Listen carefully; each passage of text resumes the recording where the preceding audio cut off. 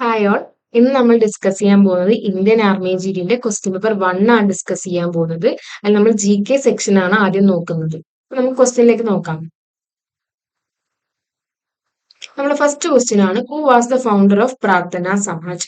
പ്രാർത്ഥന സമാജിന്റെ ഫൗണ്ടർ ആരാണെന്നാണ് ക്വസ്റ്റ്യൻ. നമുക്ക് ഓപ്ഷൻസ് നോക്കാം. Atmaram Panduranga, Tilak, Annie Besant, Rash Behari Bose. അപ്പൊ ഇത്രയും പേരാണ് കൊടുത്തിട്ടുള്ളത്. അതിൽ ആരാണ് ആൻസർ വരുന്നത്? ഓപ്ഷൻ എ ആയിട്ടുള്ള ആത്മരാം പണ്ടുരംഗയാണ് പ്രാർത്ഥന സമാജ് ഫൗണ്ട് ചെയ്തിട്ടുള്ളത്. 1867 ആത്മരാം പണ്ടുരംഗ പ്രാർത്ഥന സമാജ് ഫൗണ്ട് ചെയ്യുന്നത്. അപ്പൊ നമുക്ക് ഇതുമായിട്ട് റിലേറ്റ് ചെയ്ത് പഠിക്കാൻ പറ്റുന്ന വേറെ റിലീജിയസ് റിഫോം മൂവ്മെന്റ്സ് ആണ് ബ്രഹ്മ സമാജ്. ഇപ്പൊ ബ്രഹ്മ സമാജിന്റെ ഫൗണ്ടർ ആണ് രാജാറാം മോഹൻ റോയ്. അതുപോലെ തന്നെ വേറൊരു റിലീജിയസ് റിഫോം മൂവ്മെന്റ് ആണ് ആര്യ സമാജ്. സ്വാമി ദയാനന്ദ സരസ്വതിയാണ് അതേപോലെ ആര്യ സമാജ് ഫൗണ്ട് ചെയ്യുന്നത്. പിന്നെ സത്യശോധക് സമാജ് ഉണ്ട്. ജ്യോതിറാവോ ഫൂലെ തുടങ്ങുന്ന ഒരു സമാജാണ് സത്യശോധക് സമാജ്. അപ്പൊ ഇത്രയും കാര്യങ്ങൾ ഇത് റിലേറ്റ് ചെയ്തിട്ട് പഠിക്കാൻ പറ്റിയ റിലീജിയസ് റിഫോം മൂവ്മെന്റ്സിന്റെ പേരാണ്. അപ്പൊ ഇത്രയും ഒന്ന് റെഫർ ചെയ്തിട്ട് എക്സാമിന് പോവാം. സെക്കൻഡ് ക്വസ്റ്റ്യൻ ആണ്, Marmagao port is in which of the following states? ഏത് സ്റ്റേറ്റിലാണ് മർമഗാവോ പോർട്ട് ഉള്ളത്? ഓപ്ഷൻസ് നോക്കാം. ഒഡീഷ, വെസ്റ്റ് ബംഗാൾ, ഗുജറാത്ത്, ഗോവ. ഇതിൽ ഗോവയിലാണ് മർമഗാവോ പോർട്ട് ഉള്ളത്. മർമഗാവോ പോർട്ട് അതോറിറ്റിയാണ് ഇത് അഡ്മിനിസ്ട്രേറ്റ് ചെയ്യുന്നത്. 1885 മർമഗാവോ പോർട്ട് എസ്റ്റാബ്ലിഷ് ചെയ്യുന്നത്. ഇപ്പൊ ഇന്ത്യയിലെ തന്നെ 4th മേജർ പോർട്ടാണ് by cargo traffic. Third question ആണ്, in which state of India does the sunrise first appear? ഇന്ത്യയിൽ സൺറൈസ് ഫസ്റ്റ് കാണുന്ന സ്റ്റേറ്റ് ഏതാന്നുള്ളതാണ് ക്വസ്റ്റ്യൻ. ഓപ്ഷൻസ് നോക്കാം. Odisha, West Bengal, Meghalaya, Arunachal Pradesh.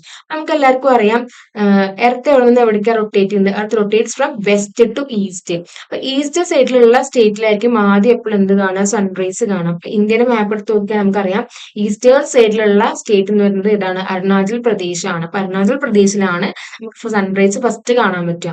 Option D Arunachal Pradesh ആണ് ആൻസർ.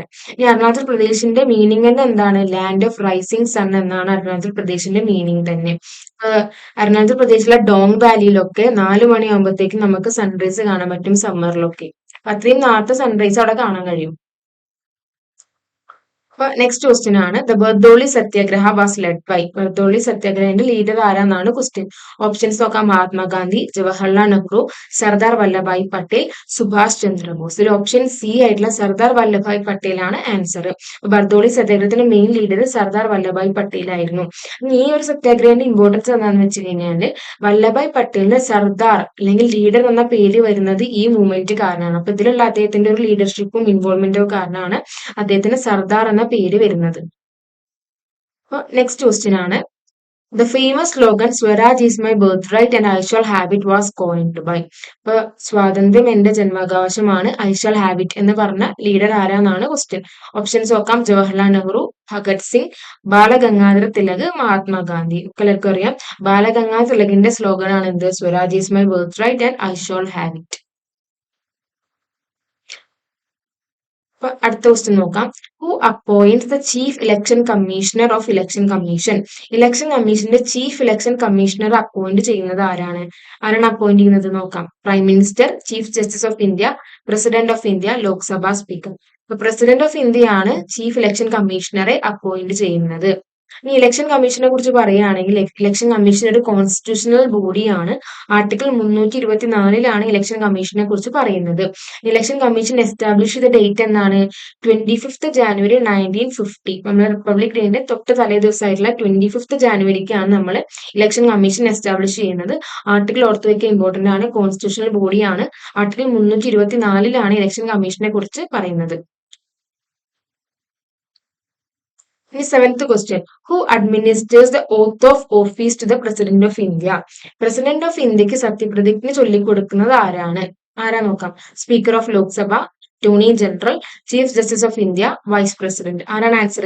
ചീഫ് ജസ്റ്റിസ് ഓഫ് ഇന്ത്യയാണ് പ്രസിഡന്റിന് സത്യപ്രതിജ്ഞ ചൊല്ലിക്കൊടുക്കുന്നത്. ഇത് തിരിച്ചോ? ചീഫ് ജസ്റ്റിസ് ഓഫ് ഇന്ത്യക്ക് സത്യപ്രതിജ്ഞ ചൊല്ലിക്കൊടുക്കുന്നത് പ്രസിഡന്റുമാണ്. ഇവർ അങ്ങോട്ടും ഇങ്ങോട്ടും മ്യൂച്വലി ആണ് സത്യപ്രതിജ്ഞ ചൊല്ലിക്കൊടുക്കുക. President of India administers oath of office to chief justice of India. ഈ പ്രസിഡന്റിനെ ആണെങ്കിലോ ചീഫ് ജസ്റ്റിസ് ഓഫ് ഇന്ത്യയാണ് സത്യപ്രതിജ്ഞ ചൊല്ലിക്കൊടുക്കുക. നെക്സ്റ്റ് ക്വസ്റ്റ്യൻ, എയ്ത്ത് ക്വസ്റ്റ്യൻ ആണ്, the English novel morning face is written by? ഇപ്പൊ ഇംഗ്ലീഷ് നോവൽ ആയിട്ടുള്ള മോർണിംഗ് ഫേസ് എഴുതിയത് ആരാണ്? ആർക്കെ നാരായണൻ, വിക്രം സേത്, മുൽഖരാജ് ആനന്ദ്, അനിത ദേശായി. ഓപ്ഷൻ സി ആണ് ആൻസർ വരുന്നത്. മുൽക്ക് ആനന്ദ് ആണ് ഇംഗ്ലീഷ് നോവൽ ആയിട്ടുള്ള മോർണിംഗ് ഫേസ് എന്ന നോവൽ എഴുതിയിട്ടുള്ളത്. അപ്പൊ അദ്ദേഹത്തിന്റെ വൺ ഓഫ് ദ ഫേമസ് നോവലാണ് ഈ മോർണിംഗ് ഫേസ് പറയുന്നത്. അപ്പൊ ഇമ്പോർട്ടന്റ് ആയിട്ടുള്ള നോവൽസും അവരുടെ ഓതേഴ്സിന്റെ പേരൊക്കെ ഒന്ന് റെഫർ ചെയ്തിട്ട് വേണം എക്സാമിന് പോകാൻ വേണ്ടിയിട്ട്. അപ്പൊ നെക്സ്റ്റ് ക്വസ്റ്റ്യൻ ആണ് Deodhar trophy. Deodhar trophy is given in dash.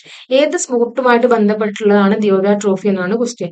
Hockey, football, tennis, cricket. അപ്പൊ നമുക്ക് എല്ലാവർക്കും അറിയാം ക്രിക്കറ്റുമായിട്ട് ബന്ധപ്പെട്ട ട്രോഫിയാണ് ദിയോദാർ ട്രോഫി. അപ്പൊ ഇതുപോലെ തന്നെ ക്രിക്കറ്റുമായിട്ട് ബന്ധപ്പെട്ട വേറെ രണ്ട് ട്രോഫിയാണ് രഞ്ജി ട്രോഫി, അതുപോലെ ഇറാനി കപ്പ്. ഈ രണ്ട് ട്രോഫീസും ക്രിക്കറ്റുമായിട്ട് ബന്ധപ്പെട്ടുള്ള ട്രോഫീസ് ആണ്. ഇനി ദിയോദ എന്ന് പറയുന്നത് BCCIന്റെ ഒരു ഫോമർ പ്രസിഡന്റ് ആയിരുന്നു. അപ്പൊ അദ്ദേഹത്തിന്റെ ഒരു ഓണർ എന്ന പേരിലാണ് ഈ ട്രോഫിക്ക് ദിയോദർ എന്ന പേര് കൊടുത്തിട്ടുണ്ടായിരുന്നത്. ഇനി 10th ക്വസ്റ്റ്യൻ ആണ് which of the following is A national fruit of Sri Lanka. ശ്രീലങ്കയിലെ നാഷണൽ ഫ്രൂട്ട് ഏതാണ്? Mango, strawberry, Jack fruit, orange. Jack fruit ആണ് ശ്രീലങ്കയുടെ നാഷണൽ ഫ്രൂട്ട്. നമ്മൾ ഇന്ത്യന്റെ മാത്രം നാഷണൽ ഫ്രൂട്ട്സും സിമ്പിളും അനിമൽസും പഠിച്ച പോലെ നെയ്ബറിംഗ് കൺട്രീസിന്റെയും കൂടി നാഷണൽ ഫ്രൂട്ട്, അനിമൽ അങ്ങനത്തെ കാര്യങ്ങളൊന്നും നോക്കി വേണം പോകാൻ വേണ്ടിയിട്ട് എക്സാമിന്. 11th ക്വസ്റ്റ്യൻ ആണ് straight Hormuz connect the Persian Gulf with which water body. നമുക്കറിയാം കറണ്ട് അഫയേഴ്സിൽ ഇപ്പൊ വളരെ ഇമ്പോർട്ടന്റ് ആയിട്ട് നിൽക്കുന്ന ഒരു സ്ട്രേറ്റ് ആണ് സ്ട്രേറ്റ് ഹോർമോസ് എന്നറിയപ്പെടുന്നത്. ഇത് ഏത് വാട്ടർ ബോഡീസിനെയാണ് കണക്ട് ചെയ്യുന്നത്? അപ്പൊ നമ്മൾ ഈ ഫിഗറിൽ നോക്കിയാൽ മനസ്സിലാവും പേർഷ്യൻ ഗൾഫിനെയും അറേബ്യൻ സീനെയും കണക്ട് ചെയ്യുന്ന വാട്ടർ ബോഡിയാണ് സ്ട്രേറ്റ് ഓഫ് ഹോർമൂസ് എന്ന് അറിയപ്പെടുന്നത്. അപ്പോൾ വളരെ ഇമ്പോർട്ടന്റ് ആണ്, ലൊക്കേഷന് പഠിച്ചിട്ട് വേണം പോകാൻ വേണ്ടിയിട്ട്. ഇനി ഇത് ഏത് കൺട്രീസിന്റെ ഇടയിലാണ് ചോദിച്ചു കഴിഞ്ഞാലോ ഇറാന്റെയും ഒമാന്റെയും ഇടയിലാണ് സ്ട്രേറ്റ് ഹോർമൂസ് ലൊക്കേറ്റ് ചെയ്തിട്ടുള്ളത്. ഇത് പേർഷ്യൻ ഗൾഫിനെ അതേപോലെ തന്നെ അറേബ്യൻ സീനെയും കണക്ട് ചെയ്യുന്നു. ഇനി സ്ട്രേറ്റ് ഹോർമോസ് നമ്മൾ life line of global economy എന്നാണ് അറിയപ്പെടുന്നത്. കാരണം എന്താണ്? സ്ട്രേറ്റ് ഹോർമോസ് ബ്ലോക്ക് ചെയ്ത് കഴിഞ്ഞു കഴിഞ്ഞാൽ നമ്മൾ ഈ സൗത്ത് ആഫ്രിക്കേന്റെ ഈ സദേൺ ടിപ്പ് വഴി പോയിട്ട് വേണം ഏത് സൈഡിലെത്താൻ? ഈ ഏഷ്യൻ സൈഡിലേക്ക് എത്താൻ വേണ്ടിയിട്ട്. അപ്പൊ അത് വളരെ അത്രയധികം ടൈമും കോസ്റ്റിന്റെ ഒക്കെ വളരെയധികം ബുദ്ധിമുട്ടുള്ള കാര്യമാണ്. അതുകൊണ്ട് തന്നെ വളരെയധികം ഇമ്പോർട്ടന്റ് ആയിട്ടുള്ള ഒരു സ്ട്രേറ്റ് ആണ് ഈ സ്ട്രേറ്റ് ഹോർമോസ് എന്നറിയപ്പെടുന്നത്. 12th ക്വസ്റ്റ്യൻ ആണ് which river is known as Dakshin Ganga. Dakshin Ganga എന്നറിയപ്പെടുന്ന റിവർ ഏതാണ്? ഓപ്ഷൻസ് നോക്കാം.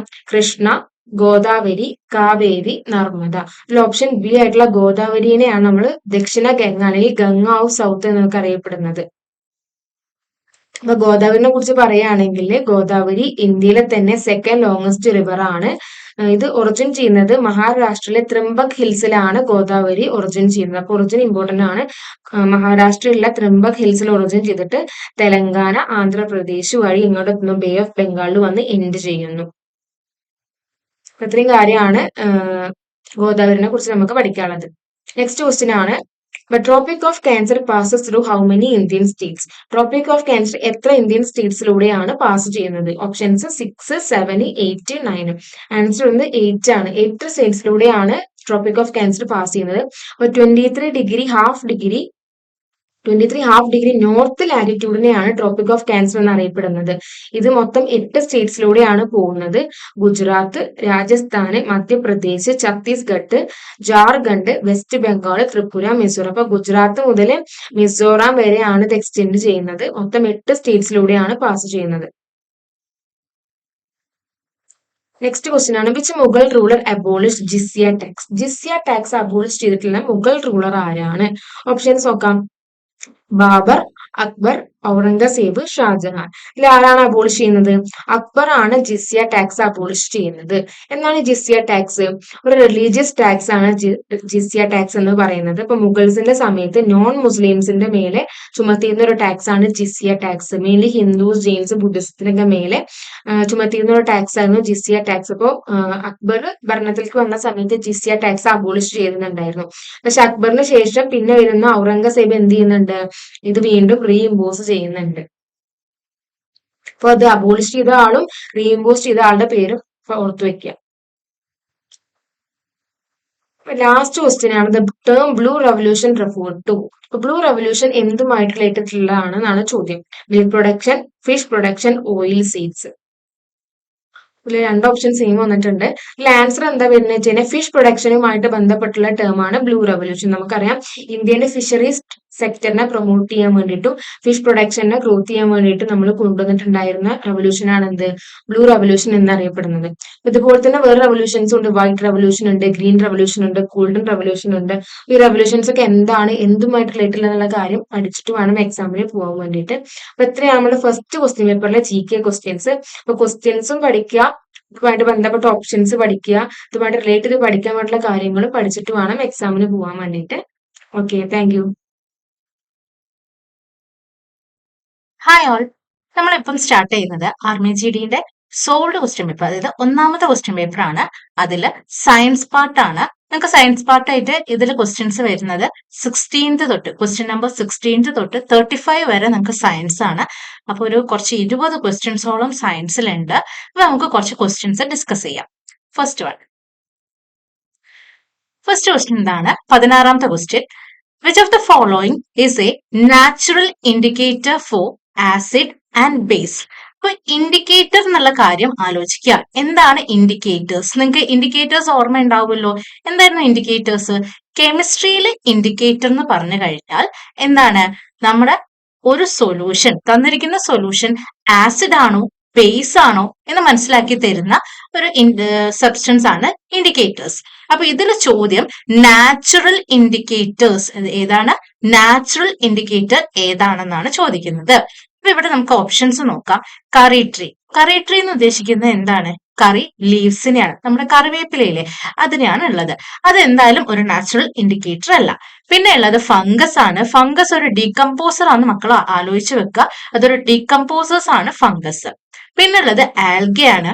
വെള്ളത്തിലെല്ലാം കാണപ്പെടുന്ന ആൽഗെ ഒരു നാച്ചുറൽ ഇൻഡിക്കേറ്റർ അല്ല. പിന്നെ നമുക്ക് വരുന്ന ഓപ്ഷൻ ചൈന റോസ് ആണ്. ചൈന റോസ് എന്ന് പറഞ്ഞു കഴിഞ്ഞാൽ നമ്മുടെ ചെമ്പരത്തി. ഇനി ചൈന റോസ് അല്ലെങ്കിൽ ഹിബിസ്കസ് എന്നുള്ള പേര് കാണും. എന്താണ് ഹിബിസ്കസ്? ചൈന റോസ് അല്ലെങ്കിൽ ഹിബിസ്കസ്. ഇതെന്താണ്? ഒരു നാച്ചുറൽ ഇൻഡിക്കേറ്റർ ആണ്. അപ്പൊ തന്ന ചോദ്യത്തില് ഓപ്ഷൻ ഏതാ വരിക? China rose. ചൈന റോസ് അല്ലെങ്കിൽ ഹിബിസ്കസ് എന്ന് പറയും, അല്ലെങ്കിൽ നമ്മൾ മറ്റൊരു പേര് പറയും ഷൂ ഫ്ലവർ. ഓർത്ത് വെക്ക നാച്ചുറൽ ഇൻഡിക്കേറ്റർ ഏതാന്നുള്ളത്. ഇനി അടുത്ത ചോദ്യം, 17ാമത്തെ ചോദ്യം. Select the correct order of metals in increasing reactivities. അതായത് ഏതാണോ തന്നിരിക്കുന്ന, താഴെ തന്നിരിക്കുന്ന എലമെന്റ്സ് അല്ലെങ്കിൽ മെറ്റൽസ് ഇൻക്രീസിംഗ് ഓർഡറിൽ, എന്തിന്റെ ഇൻക്രീസിംഗ് ഓർഡർ ആണ്?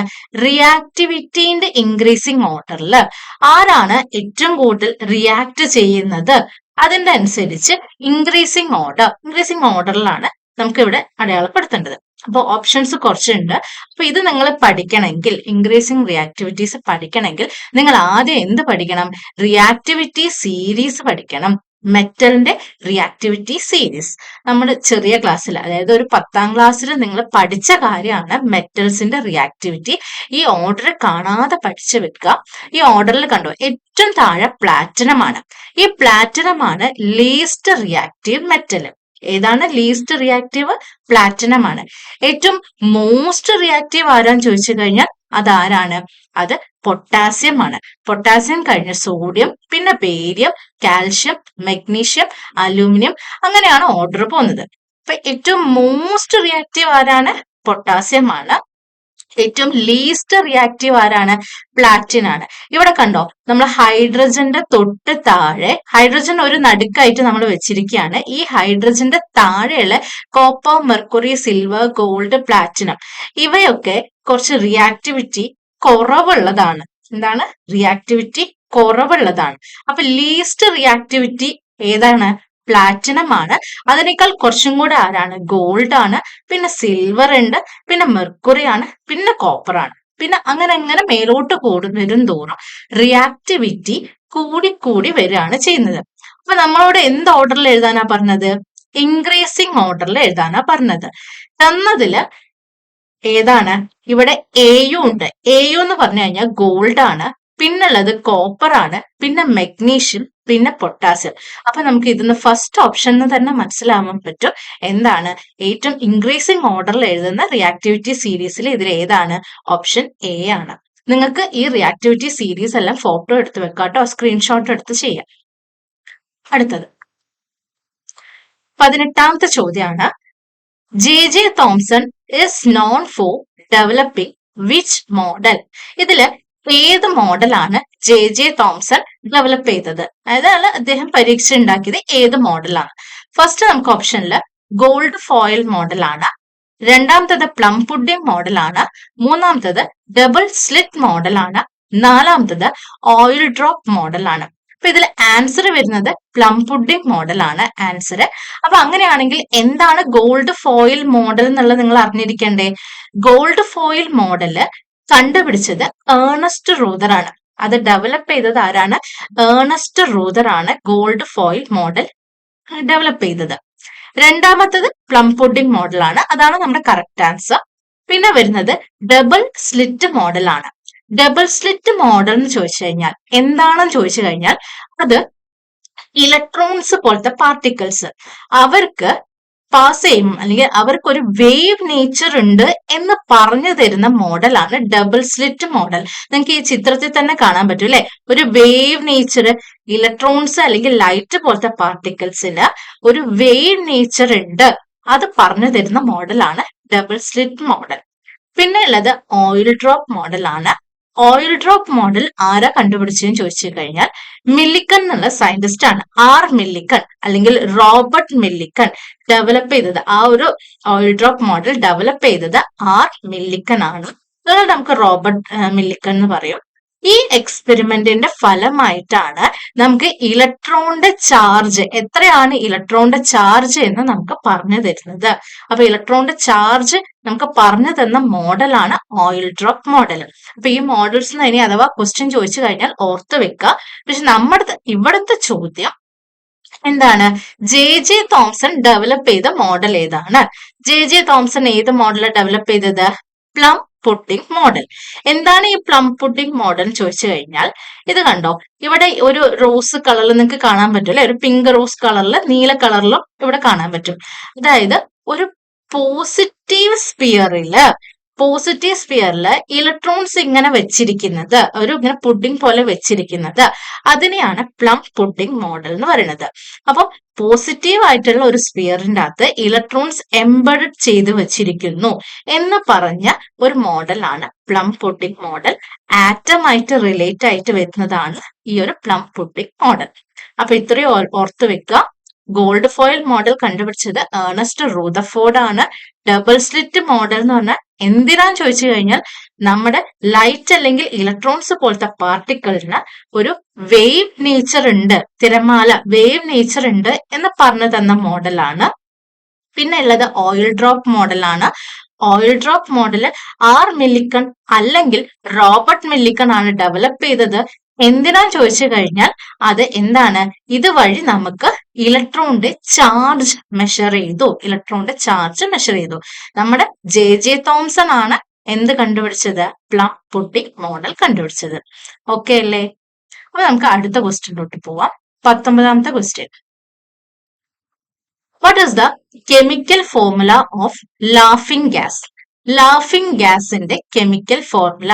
അപ്പൊ തന്തല് നോക്കിക്കേ, NO ഉണ്ട്, അത് നൈട്രിക് ഓക്സൈഡ് ആണ്, അത് കെമിക്കൽ ഫോർമുല അല്ല. രണ്ടാമത്തത് dye nitrogen try oxide.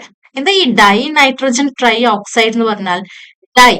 Dye എന്നുള്ള വാക്ക് എന്താ റിലേറ്റഡ് ആണ്? ഡൈ രണ്ട് എന്ന് പറയും, രണ്ട് നൈട്രജൻ. ട്രൈ എന്നുള്ള വാക്ക് എന്തായിട്ട് റിലേറ്റഡ് ആ? ട്രൈ മൂന്ന് എന്നുള്ളത് അല്ലെ. അപ്പൊ ഡൈ നൈട്രജൻ എന്ന് പറഞ്ഞു കഴിഞ്ഞാൽ രണ്ട് നൈട്രജനും 3 ഓക്സിജനും, അതാണ് ഡൈ നൈട്രജൻ ട്രൈ ഓക്സൈഡ്. അതൊരിക്കലും ലാഫിംഗ് ഗ്യാസ് അല്ല. പിന്നെ നമുക്ക് ഓപ്ഷനിൽ വരുന്നത് ഓപ്ഷൻ സി ആണ്, അതാണ് നമ്മുടെ കറക്റ്റ് ആൻസർ. എന്താണ്? Dinitrogen oxide. തെറ്റിപ്പോവരുത്. ഇവിടെ 2 നൈട്രജനും 1 ഓക്സിജനും മാത്രമുള്ള കോമ്പൗണ്ടിനെയാണ് നമ്മൾ ലാഫിംഗ് ഗ്യാസ് എന്ന് പറയുന്നത്. അപ്പൊ ഇവിടെ ഓപ്ഷനിൽ നിങ്ങളെ തെറ്റിക്കാനായിട്ട് തന്നെ നൈട്രജൻ ഡയോക്സൈഡ് ഉണ്ട്, അതായത് 1 നൈട്രജനും 2 ഓക്സിജനും ഉള്ളത്. ഇത് തെറ്റാണ്.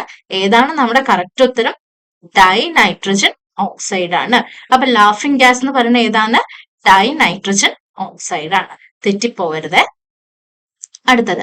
അപ്പൊ ഇതിപ്പോ 19ാമത്തെ ക്വസ്റ്റ്യൻ ആയി. നെക്സ്റ്റ് ക്വസ്റ്റ്യൻ നോക്കാം. 20ാമത്തെ question. Which substance is added to tap water to kill germs?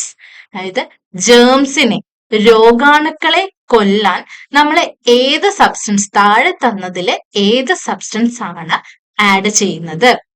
കുറച്ചു പേർക്കൊക്കെ അറിയാലേ, മഴക്കാലാവുമ്പം വീട്ടിലെ വെള്ളം, കിണറിലെ വെള്ളം ക്ലോറിനേറ്റ് ചെയ്യാന്ന് പറയും അല്ലെ, അല്ലെങ്കിൽ നമുക്കറിയാം സ്വിമ്മിംഗ് പൂളിലെ വെള്ളം ക്ലോറിനേറ്റ് ചെയ്യാന്നുള്ളത്. അപ്പൊ ക്ലോറിനേറ്റ് ചെയ്യാന്ന് പറഞ്ഞാൽ ബ്ലീച്ചിങ് പൗഡർ ആഡ് ചെയ്യാന്നൊക്കെ പറയാറില്ലേ? അപ്പൊ എന്തായിരിക്കും ആഡ് ചെയ്യുന്നുണ്ടാവുക ക്ലോറിനേറ്റ് ചെയ്യാന്ന് പറയുമ്പോൾ? ക്ലോറിൻ തന്നെ. അതാണ് ഉദ്ദേശിച്ചത്. അതായത് ജേംസിനെ, രോഗാണുക്കളെ കൊല്ലാൻ ഇതില് ഏതാണ് നമ്മൾ ഉപയോഗിക്കുന്ന സബ്സ്റ്റൻസ് എന്നാണ്, ഏതാണ്? ക്ലോറിൻ ആണ്. അത് നമ്മൾ ഡെയിലി ലൈഫായിട്ട് ചിന്തിക്കുമ്പോൾ നമുക്ക് കിട്ടുന്നതാണ്. ഇനി ഇവിടെ ഓപ്ഷൻസിൽ നോക്കിക്കേ, അയേൺ ഉണ്ട്, ഫ്ലൂറൈഡ് ഉണ്ട്, കാൽഷ്യം ഉണ്ട്, ക്ലോറിൻ ഉണ്ട്. അയേൺ നമുക്കറിയാം കൺസ്ട്രക്ഷൻസിന് ഉപയോഗിക്കുന്നത് അല്ലെ, ബിൽഡിംഗ് പേർപ്പസിനൊക്കെ വേണ്ടി ഉപയോഗിക്കുന്ന ടൂൾസ് ഒക്കെ ഉപയോഗിക്കാൻ വേണ്ടി, അല്ലെങ്കിൽ അതൊക്കെ ഉണ്ടാക്കാൻ വേണ്ടി ഉപയോഗിക്കുന്നതാണ് അയേൺ. അപ്പൊ ഒരിക്കലും അയേൺ ജേംസിനെ കൊല്ലില്ല. പിന്നുള്ളത് കാൽഷ്യം ആണ്. കാൽഷ്യം നമുക്ക് കൂടുതലായിട്ട് അറിയണ എന്താ, പല്ലിനും എല്ലിനും കൂടുതൽ സ്ട്രോങ് ആവാൻ കാൽഷ്യം വേണം എന്നുള്ളത്. അത് ഒരിക്കലും ജേംസിനെ കില്ല് ചെയ്യാൻ ഉപയോഗിക്കാറില്ല. പിന്നെ ഏതാ ഉള്ളത്? ഫ്ലൂറൈഡ് ആണ്.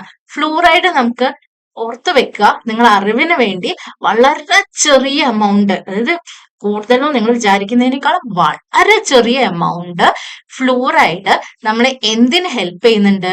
ടൂത്ത് ഡീക്കേ ചെയ്യാതിരിക്കാൻ, നമ്മുടെ പല്ല് ചീഞ്ഞു പോവാതിരിക്കാൻ ടൂത്ത് ഡീക്കേനെ ഹെൽപ്പ് ചെയ്യുന്നുണ്ട്, അല്ലെങ്കിൽ പ്രിവെന്റ് ചെയ്യുന്നുണ്ട്. ടൂത്ത് ഡീക്കേ പ്രിവെന്റ് ചെയ്യാൻ ഹെൽപ്പ് ചെയ്യുന്ന ആളാണ് ഫ്ലൂറൈഡ്. അതാണ് പേസ്റ്റിന്റെ നോക്കിക്കഴിഞ്ഞാൽ, നമ്മുടെ ഉപയോഗിക്കുന്ന പല്ല് തേക്കുന്ന പേസ്റ്റിൽ നോക്കിക്കഴിഞ്ഞാൽ എന്താണ്, ഫ്ലൂറൈഡിന്റെ അംശം ഉണ്ടാവും. അത് ടൂത്ത് ഡീക്കേ പ്രിവെന്റ് ചെയ്യാൻ ഹെൽപ്പ് ചെയ്യുന്നതാണ്. പക്ഷെ ഒരിക്കലും ജേംസിനെ കില്ല് ചെയ്യാറില്ല. ഓർത്ത് വെക്കുക. പിന്നെ ഏതാണ്? ക്ലോറിൻ ആണ്. വെള്ളം ക്ലോറിനേറ്റ് ചെയ്യാന്നൊക്കെ പറയണില്ലേ, അതാണ് ക്ലോറിനേഷൻ. അപ്പൊ ടാപ്പ് വാട്ടറിൽ അല്ലെങ്കിൽ ഏതെങ്കിലും ഒരു വെള്ളത്തിൽ ജേംസിനെ കില്ല് ചെയ്യാൻ ഉപയോഗിക്കുന്നത് ഏതാണ്? ക്ലോറിൻ ആണ്. നെക്സ്റ്റ് വൺ, അത് 21ാമത്തെ ക്വസ്റ്റ്യൻ ആണ്. What is the primary acid found in citrus fruit? ഏത് ഫ്രൂട്ടിലെ മക്കളെ? സിട്രസ് ഫ്രൂട്ടില് കാണപ്പെടുന്ന മെയിൻ ആസിഡ് ഏതാന്നാ ചോദിച്ചത്. എന്താ ഈ സിട്രസ് ഫ്രൂട്ട് എന്ന് പറഞ്ഞാൽ? ഇവിടെ ചിത്രത്തിൽ കണ്ടില്ലേ, നാരങ്ങ പോലത്തെ, ഓറഞ്ച്, ലെമൺ, നാരകഫലങ്ങൾ എന്ന് പറയും. ഈ നാരകഫലങ്ങളുടെയാണ് നമ്മൾ സിട്രസ് ഫ്രൂട്ട് എന്ന് പറയുന്നത്. അതിനെയാണ് സിട്രസ് ഫ്രൂട്ട്. ഇതിൽ ഏത് ആസിഡ് ആണെന്നാ ചോദിച്ചത്. ഏത് ആസിഡാണ്? Citric acid. ഏതാണ്? Citric acid. നമുക്ക് പേരും തന്നെ കുറച്ചൊരു കോമൺ ആയിട്ട് തോന്നും. സിട്രസ്, സിട്രിക്, ഒരു സിമിലാരിറ്റി ഫീൽ ചെയ്യുന്നില്ലേ? അപ്പൊ സിട്രിക് ആസിഡ്. അപ്പൊ ഇവിടെ ഓപ്ഷനിൽ ബാക്കി ഏതൊക്കെയാ തന്നേ നോക്കുക. ലാക്റ്റിക് ആസിഡ് തന്നിട്ടുണ്ട്, ടാർട്ടാറിക് ആസിഡ് തന്നിട്ടുണ്ട്, അസിറ്റിക് ആസിഡ് തന്നിട്ടുണ്ട്. ഇതുപോലെ കുറെ കോമൺ ആസിഡ്സ് ഉണ്ട്. നമുക്ക് പരീക്ഷയിൽ ഈ 4 വരിക. കുറെ കോമൺ ആസിഡ്സ് ഉണ്ടാവും. അപ്പൊ ആ ആസിഡ്സ്, മെയിൻ കോമ്പണൻസ്, അത് നിങ്ങൾ പഠിച്ചു വെക്കണം. നമുക്ക് ഇവിടെ കൊടുത്ത ലാക്റ്റിക് ആസിഡിനെ നോക്കാം. ലാക്റ്റിക് ആസിഡ് ഏതിലാണ്? മിൽക്ക് പോലത്തെ ഫെർമെന്റഡ് ഫുഡ്സിലാണ് ലാക്റ്റിക് ആസിഡ് കാണുന്നത്. പിന്നെ ഉള്ളത് ടാർട്ടാറിക് ആസിഡ് ആണ്. ടാർട്ടാറിക് ആസിഡ് ഇവിടെ നോക്കിക്കേ, ടാമറിൻഡും ഗ്രേപ്സിലും, ടാമറിൻഡ്, മുന്തിരി, ടാമറിൻഡ് എന്ന് പറഞ്ഞാൽ എന്താ, നമ്മുടെ പുളിയില്ലേ, പുളിയിലെല്ലാം കാണപ്പെടുന്ന ടാമറിൻഡ്, ഗ്രേപ്പ്, അങ്ങനത്തെ ഫ്രൂട്ട്സിൽ കാണപ്പെടുന്നതാണ് ടാർട്ടാറിക് ആസിഡ്. പിന്നെ സിട്രിക് ആസിഡ് നമ്മളിപ്പം പഠിച്ചു. ലെമൺ പോലത്തെ നാരകഫലങ്ങൾ സിട്രസ് ഫ്രൂട്ടിലാണ് ഉള്ളത്. ഇനി അസിറ്റിക് ആസിഡ് ഉണ്ട്. ഈ അസിറ്റിക് ആസിഡ് എന്ന് പറഞ്ഞു കഴിഞ്ഞാൽ നമ്മുടെ വിനാഗിരി അല്ലെ, നമ്മളെ വിനാഗിരി, അച്ചാറിലൊക്കെ വിനാഗിരി ഒഴിക്കുന്നതാണ് അല്ലെ, ആ വിനാഗിരിയിലെ മെയിൻ കോമ്പണന്റ് ആണ് അസിറ്റിക് ആസിഡ്. വിനീഗറിലെ മെയിൻ കോമ്പണന്റ് ഏതാന്ന് ചോദിച്ചു കഴിഞ്ഞാൽ ഏതാണ്? Acetic acid. അപ്പം ഇത് നിങ്ങൾ മറക്കരുത്. Primary acid found in citrus fruit എന്ന് പറഞ്ഞാൽ അത് ഏതാണ്? സിട്രിക് ആസിഡ് ആണ്. ഈ ആസിഡ് മാത്രമല്ല, ഓക്സാലിക് ആസിഡ് ഉണ്ട്, മാലിക് ആസിഡ് ഉണ്ട്, കാപ്രിക് ആസിഡ് ഉണ്ട്, അങ്ങനെ കുറെ ആസിഡുകൾ ഉണ്ട്. കോമൺ ആയിട്ട് വരുന്ന കുറച്ച് ആസിഡ്സ് ഉണ്ട്. ആ ആസിഡ്സും അത് മെയിൻ ആയിട്ട് ഏതിലാണ് കാണുന്നത്, അതൊക്കെ പഠിച്ചു വെക്കണേ. ഓക്സാലിക് ആസിഡ് ഒക്കെ ഉള്ളിൽ, ഒനിയനിലൊക്കെയാണ് വരുന്നത്. അതൊക്കെ നോക്കി വെക്കുക. നെക്സ്റ്റ് വൺ, 22nd ക്വസ്റ്റ്യൻ, 22ാമത്തതാണ്. Which virus is responsible for causing common cold? Common cold എന്ന് പറഞ്ഞാൽ എന്താ? നമ്മുടെ ജലദോഷത്തിന് കോസ് ചെയ്യുന്ന വൈറസ് ഏതാന്നാ ചോദിച്ചത്. ഏതാണ് ഓപ്ഷൻസ് നോക്കാം. Corona virus. കൊറോണ വൈറസ് നമുക്കറിയാം ഏതാണ്, നമ്മൾ കുറെ അനുഭവിച്ചത് അല്ലെ. കൊറോണ കോസ് ചെയ്താണ് കൊറോണ വൈറസ്. പിന്നുള്ളത് ഹെപ്പറ്റൈറ്റിസ് എ ആണ്, റൈനോ വൈറസ് ആണ്, ഇൻഫ്ലുവൻസ വൈറസ് ആണ്. അപ്പൊ ഇതില് ഹെപ്പറ്റൈറ്റിസ് എന്നുള്ള വാക്ക് നിങ്ങൾ ആലോചിക്കുക. ഹെപ്പറ്റൈറ്റിസ്, ഈ ഹെപ്പറ്റൈറ്റിസ് എന്തായിട്ട് റിലേറ്റഡ് ആണെന്ന് ചോദിച്ചാൽ ലിവർ ആയിട്ട് റിലേറ്റഡ് ആണ്. നിങ്ങൾക്ക് ഇവിടെ കാണാം അല്ലെ. ഹെപ്പറ്റൈറ്റിസ് മെയിൻ ആയിട്ട് നമ്മുടെ ബോഡിയിൽ എവിടെയാ എഫക്ട് ചെയ്യുന്നതെന്ന് ചോദിച്ചാൽ ലിവറിലാണ് എഫക്ട് ചെയ്യുന്നത്. പിന്നെ അത് എന്തിനെ കോസ് ചെയ്യും? ജോണ്ടസ്, മഞ്ഞപ്പിത്തത്തിനൊക്കെ കോസ് ചെയ്യുന്നതാണ് ഹെപ്പറ്റൈറ്റിസ്. അപ്പൊ അത് കോമൺ കോൾഡ് അല്ല. പിന്നെ നമ്മുടെ മുന്നിൽ ഇൻഫ്ലുവൻസ വൈറസ് ഉണ്ട്. ഇൻഫ്ലുവൻസ എന്താന്ന് ചോദിച്ചാൽ ഫ്ലൂ കോസ് ചെയ്യുന്നതാണ് ഇൻഫ്ലുവൻസ വൈറസ്. ഈ പേരിൽ തന്നെ നിങ്ങൾക്ക് കിട്ടും, ഇന്ന കഴിഞ്ഞാൽ FLU, ഫ്ലൂ കോസ് ചെയ്യുന്നതാണ് ഇൻഫ്ലുവൻസ വൈറസ് എന്ന് പഠിച്ചു വെക്കുക. പിന്നെ ഉള്ളത് ആരാ? Rhino virus. നമ്മൾ കേൾക്കാത്ത ഒരാളാണ്, നമ്മൾ അങ്ങനെ വിചാരിക്കില്ലേ കേൾക്കാത്ത ഒരാളാണ് അപ്പൊ അതെന്തായാലും ആയിരിക്കില്ല നമ്മൾ വിചാരിക്കും. പക്ഷെ അങ്ങനെയല്ല. റൈനോ വൈറസ് ആണ് എന്തിന് കോസ് ചെയ്യുന്നത്? നമ്മുടെ കോമൺ കോൾഡ്, ജലദോഷത്തിന് കോസ് ചെയ്യുന്നത് റൈനോ വൈറസ് ആണ്. ഇനി അടുത്ത ചോദ്യം 23. ഇതൊരു ഇമ്പോർട്ടന്റ് ഭാഗമാണ്, വൈറ്റമിൻസിന്റെ ഭാഗമായിട്ട് വരുന്നതാണ്. അപ്പം കൃത്യമായി വൈറ്റമിൻസിന്റെ പേരുകളും അത് കോസ് ചെയ്യുന്ന ഡിസോർഡറും പഠിച്ചിരിക്കണം. അപ്പൊ ചോദ്യം ഇതാണ്, pellagra is caused due to the deficiency of which nutrient?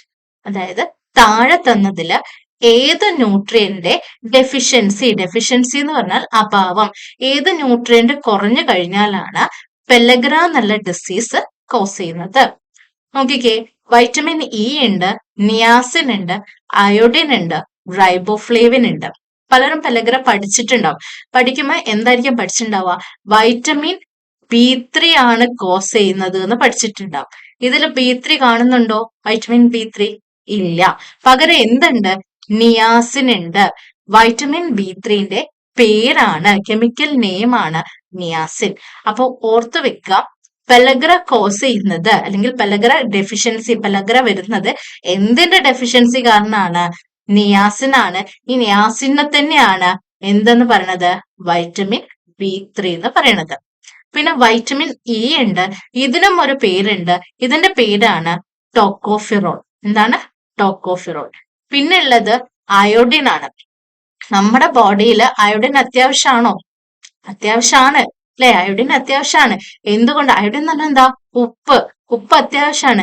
ഉപ്പിന്റെ അളവ് കുറഞ്ഞു കഴിഞ്ഞാൽ, അയോഡിന്റെ അളവ് കുറഞ്ഞു കഴിഞ്ഞാൽ എന്തിനെ കോസ് ചെയ്യും? ഗോയിറ്ററിനെ കോസ് ചെയ്യും. ഗോയിറ്റർ എന്താണ് കോസ് ചെയ്യുന്നത്? ഗോയിറ്ററിനെ കോസ് ചെയ്യും. എന്താ ഈ ഗോയിറ്റർ? നമ്മുടെ ഇവിടെ തൈറോയിഡ് ഗ്ലാൻഡ് ഉണ്ട് അല്ലെ. ഇവിടെ ഈ കുട്ടി പിടിച്ചു നിൽക്കുന്ന കണ്ടില്ലേ, ഈ തൈറോയിഡ് ഗ്ലാൻഡ്. ഈ തൈറോയിഡ് ഗ്ലാൻഡ് വീർത്ത് വരുന്നതാണ് ഗോയിറ്റർ. അപ്പം അയോഡിന്റെ അളവ് കുറഞ്ഞു കഴിഞ്ഞാൽ കോസ് ചെയ്യുന്ന ഡിസീസ് ആണ് ഗോയിറ്ററിന് ഓർത്തു വെക്കുക. ഇനി ഇവിടെ ഓപ്ഷൻ ഡി ഉണ്ട്, റൈബോഫ്ലേവിൻ ആണ്. എന്താ ഈ റൈബോഫ്ലേവിൻ? റൈബോഫ്ലേവിൻ എന്ന് പറഞ്ഞാൽ വൈറ്റമിൻ B2നെയാണ് റൈബോഫ്ലേവിൻ എന്ന് പറയുന്നത്. ഏതാണ്? വൈറ്റമിൻ B2, അതിനെയാണ് റൈബോഫ്ലേവിൻ. അപ്പൊ നമുക്കറിയില്ലേ വൈറ്റമിൻസ് ഏതൊക്കെയാ? നിങ്ങൾക്ക് അറിയണില്ലേ ഏതൊക്കെയാ? എ ഉണ്ട്, ഡി ഉണ്ട്, ഇ ഉണ്ട്, കെ, ബി, സി. ഇത്രയാണ് വൈറ്റമിൻസ്. ഇത് ഞാൻ ഇങ്ങനെ എഴുതാൻ കാരണം ഈ ADEK എന്ത് വൈറ്റമിൻസ് ആണ്? ഫാറ്റ് സൊല്യൂബിൾ വൈറ്റമിൻ ആണ്. എന്തില്? കൊഴുപ്പില്, ഫാറ്റില് സൊല്യൂബിൾ ചെയ്യുന്ന വൈറ്റമിൻസ് ആണ്. പിന്നെ ഉള്ളത് ബിയും സിയും എന്ത് വൈറ്റമിൻ ആണ്? വാട്ടറില് സൊല്യൂബിൾ ചെയ്യുന്ന വൈറ്റമിൻ ആണ്. എന്തില്? വാട്ടർ, വെള്ളത്തിൽ ലയിക്കുന്ന വൈറ്റമിൻസ് ആണ്. ഈ ബിയില് തന്നെ കുറെ വകഭേദങ്ങൾ ഉണ്ട്. B1 ഉണ്ട്, B2 ഉണ്ട്, B3 ഉണ്ട്, B5 ഉണ്ട്, B6 ഉണ്ട്, B7 ഉണ്ട്, B9 ഉണ്ട്, B12 ഉണ്ട്. ഇതിന്റെ ഒക്കെ പേരുകൾ പഠിച്ചിരിക്കണം. അതില് B1 ആണ്. B1 ബെറിബെറി എന്ന് പറയും. ഇപ്പം B1 തയാമിൻ എന്ന് പറയും. B1 ഏതാണ്? തയാമിൻ ആണ്. ഇവിടെ നിങ്ങൾ ഓർത്ത് വെക്കേണ്ട B2 എന്ന് പറയുന്നത് റൈബോഫ്ലേവിൻ ആണ്. B3 എന്ന് പറയുന്നത് ഏതാണ്? നിയാസിൻ ആണ്. അപ്പൊ പെലഗ്ര കോസ് ചെയ്യുന്നത്, ചോദ്യം ഇതാണ്, പെലഗ്ര കോസ് ചെയ്യുന്നത് ഏത് വൈറ്റമിന്റെ ഡെഫിഷ്യൻസി കാരണമാണ്. ഏതാണ്? നിയാസിൻ. നിയാസിന്റെ മറ്റൊരു പേര് വൈറ്റമിൻ B3. അപ്പൊ അത് മറക്കരുത് കേട്ടോ. അടുത്തത് 24ാമത്തെ ചോദ്യമാണ്. 24ാമത്തെ ചോദ്യം. Which of the following possess the largest isolated single cell? ചോദ്യം കണ്ട് പേടിക്കണ്ട. ചോദ്യം ഇതാണ്, ലോകത്തിലെ ഏറ്റവും വലിയ സെൽ ഏതാണ്? ഐസൊലേറ്റഡ് സെൽ, സിംഗിൾ സെൽ, ഏറ്റവും ലാർജസ്റ്റ് സിംഗിൾ സെൽ ഏതാന്നാ ചോദ്യം. ഇതിൽ നമുക്ക് ഫസ്റ്റ് ഇങ്ങനെ കാണുമ്പോൾ ബ്രെയിൻ, ഹ്യൂമൻ ബ്രെയിൻ ബോഡിയിലുള്ളതാ ഒരു സെല്ലാന്ന് വിചാരിക്കും. അമീബ യൂണിസെല്ലുലാർ ആണെന്ന് പഠിച്ചിട്ടുണ്ട്. അപ്പൊ അത് സെല്ലാവാൻ ചാൻസ് ഉണ്ട്. പിന്നെ ബ്ലൂ വെയിൽ എന്തായാലും സെല്ലല്ല, കോശം. സെല്ല് എന്ന് പറഞ്ഞാൽ എന്താ? കോശങ്ങൾ. അപ്പൊ സെല്ലല്ല നമുക്കറിയാം, അതൊരു ഓർഗാനിസം ആണെന്ന് അറിയാം. പിന്നെ ഓസ്ട്രിച്ചിന്റെ എഗ്, എഗ് ഒക്കെ ഒരു സെല്ലാവോ എന്നൊരു ചിന്ത പാടില്ല. എഗ്, ഓസ്ട്രിച്ചിന്റെ എഗ് ആണ് ലോകത്തിലെ ഏറ്റവും വലിയ സിംഗിൾ സെൽ. അപ്പൊ ഓർത്തു വെക്കുക, ലോകത്തിലെ ഏറ്റവും വലിയ സിംഗിൾ സെൽ ഏതാന്ന് ചോദിച്ചു കഴിഞ്ഞാൽ അതേതാണ്? ഓസ്ട്രിച്ചിന്റെ എഗ് ആണ്. എഗ് ആന്ന് കരുതി അത് സെല്ലല്ല എന്ന് വിചാരിക്കരുത്. ഓസ്ട്രിച്ചിന്റെ എഗ് ആണ്, മാറിപ്പോരുത്. ഓസ്ട്രിച്ചിന്റെ എഗ് ലോകത്തിലെ ഏറ്റവും വലിയ സിംഗിൾ സെല്ലാണ്. നെക്സ്റ്റ് വൺ 25th ക്വസ്റ്റ്യൻ ആണ്. ചോദ്യം ഇതാണ്, when the body lacks energy from food, which tissue feed on itself?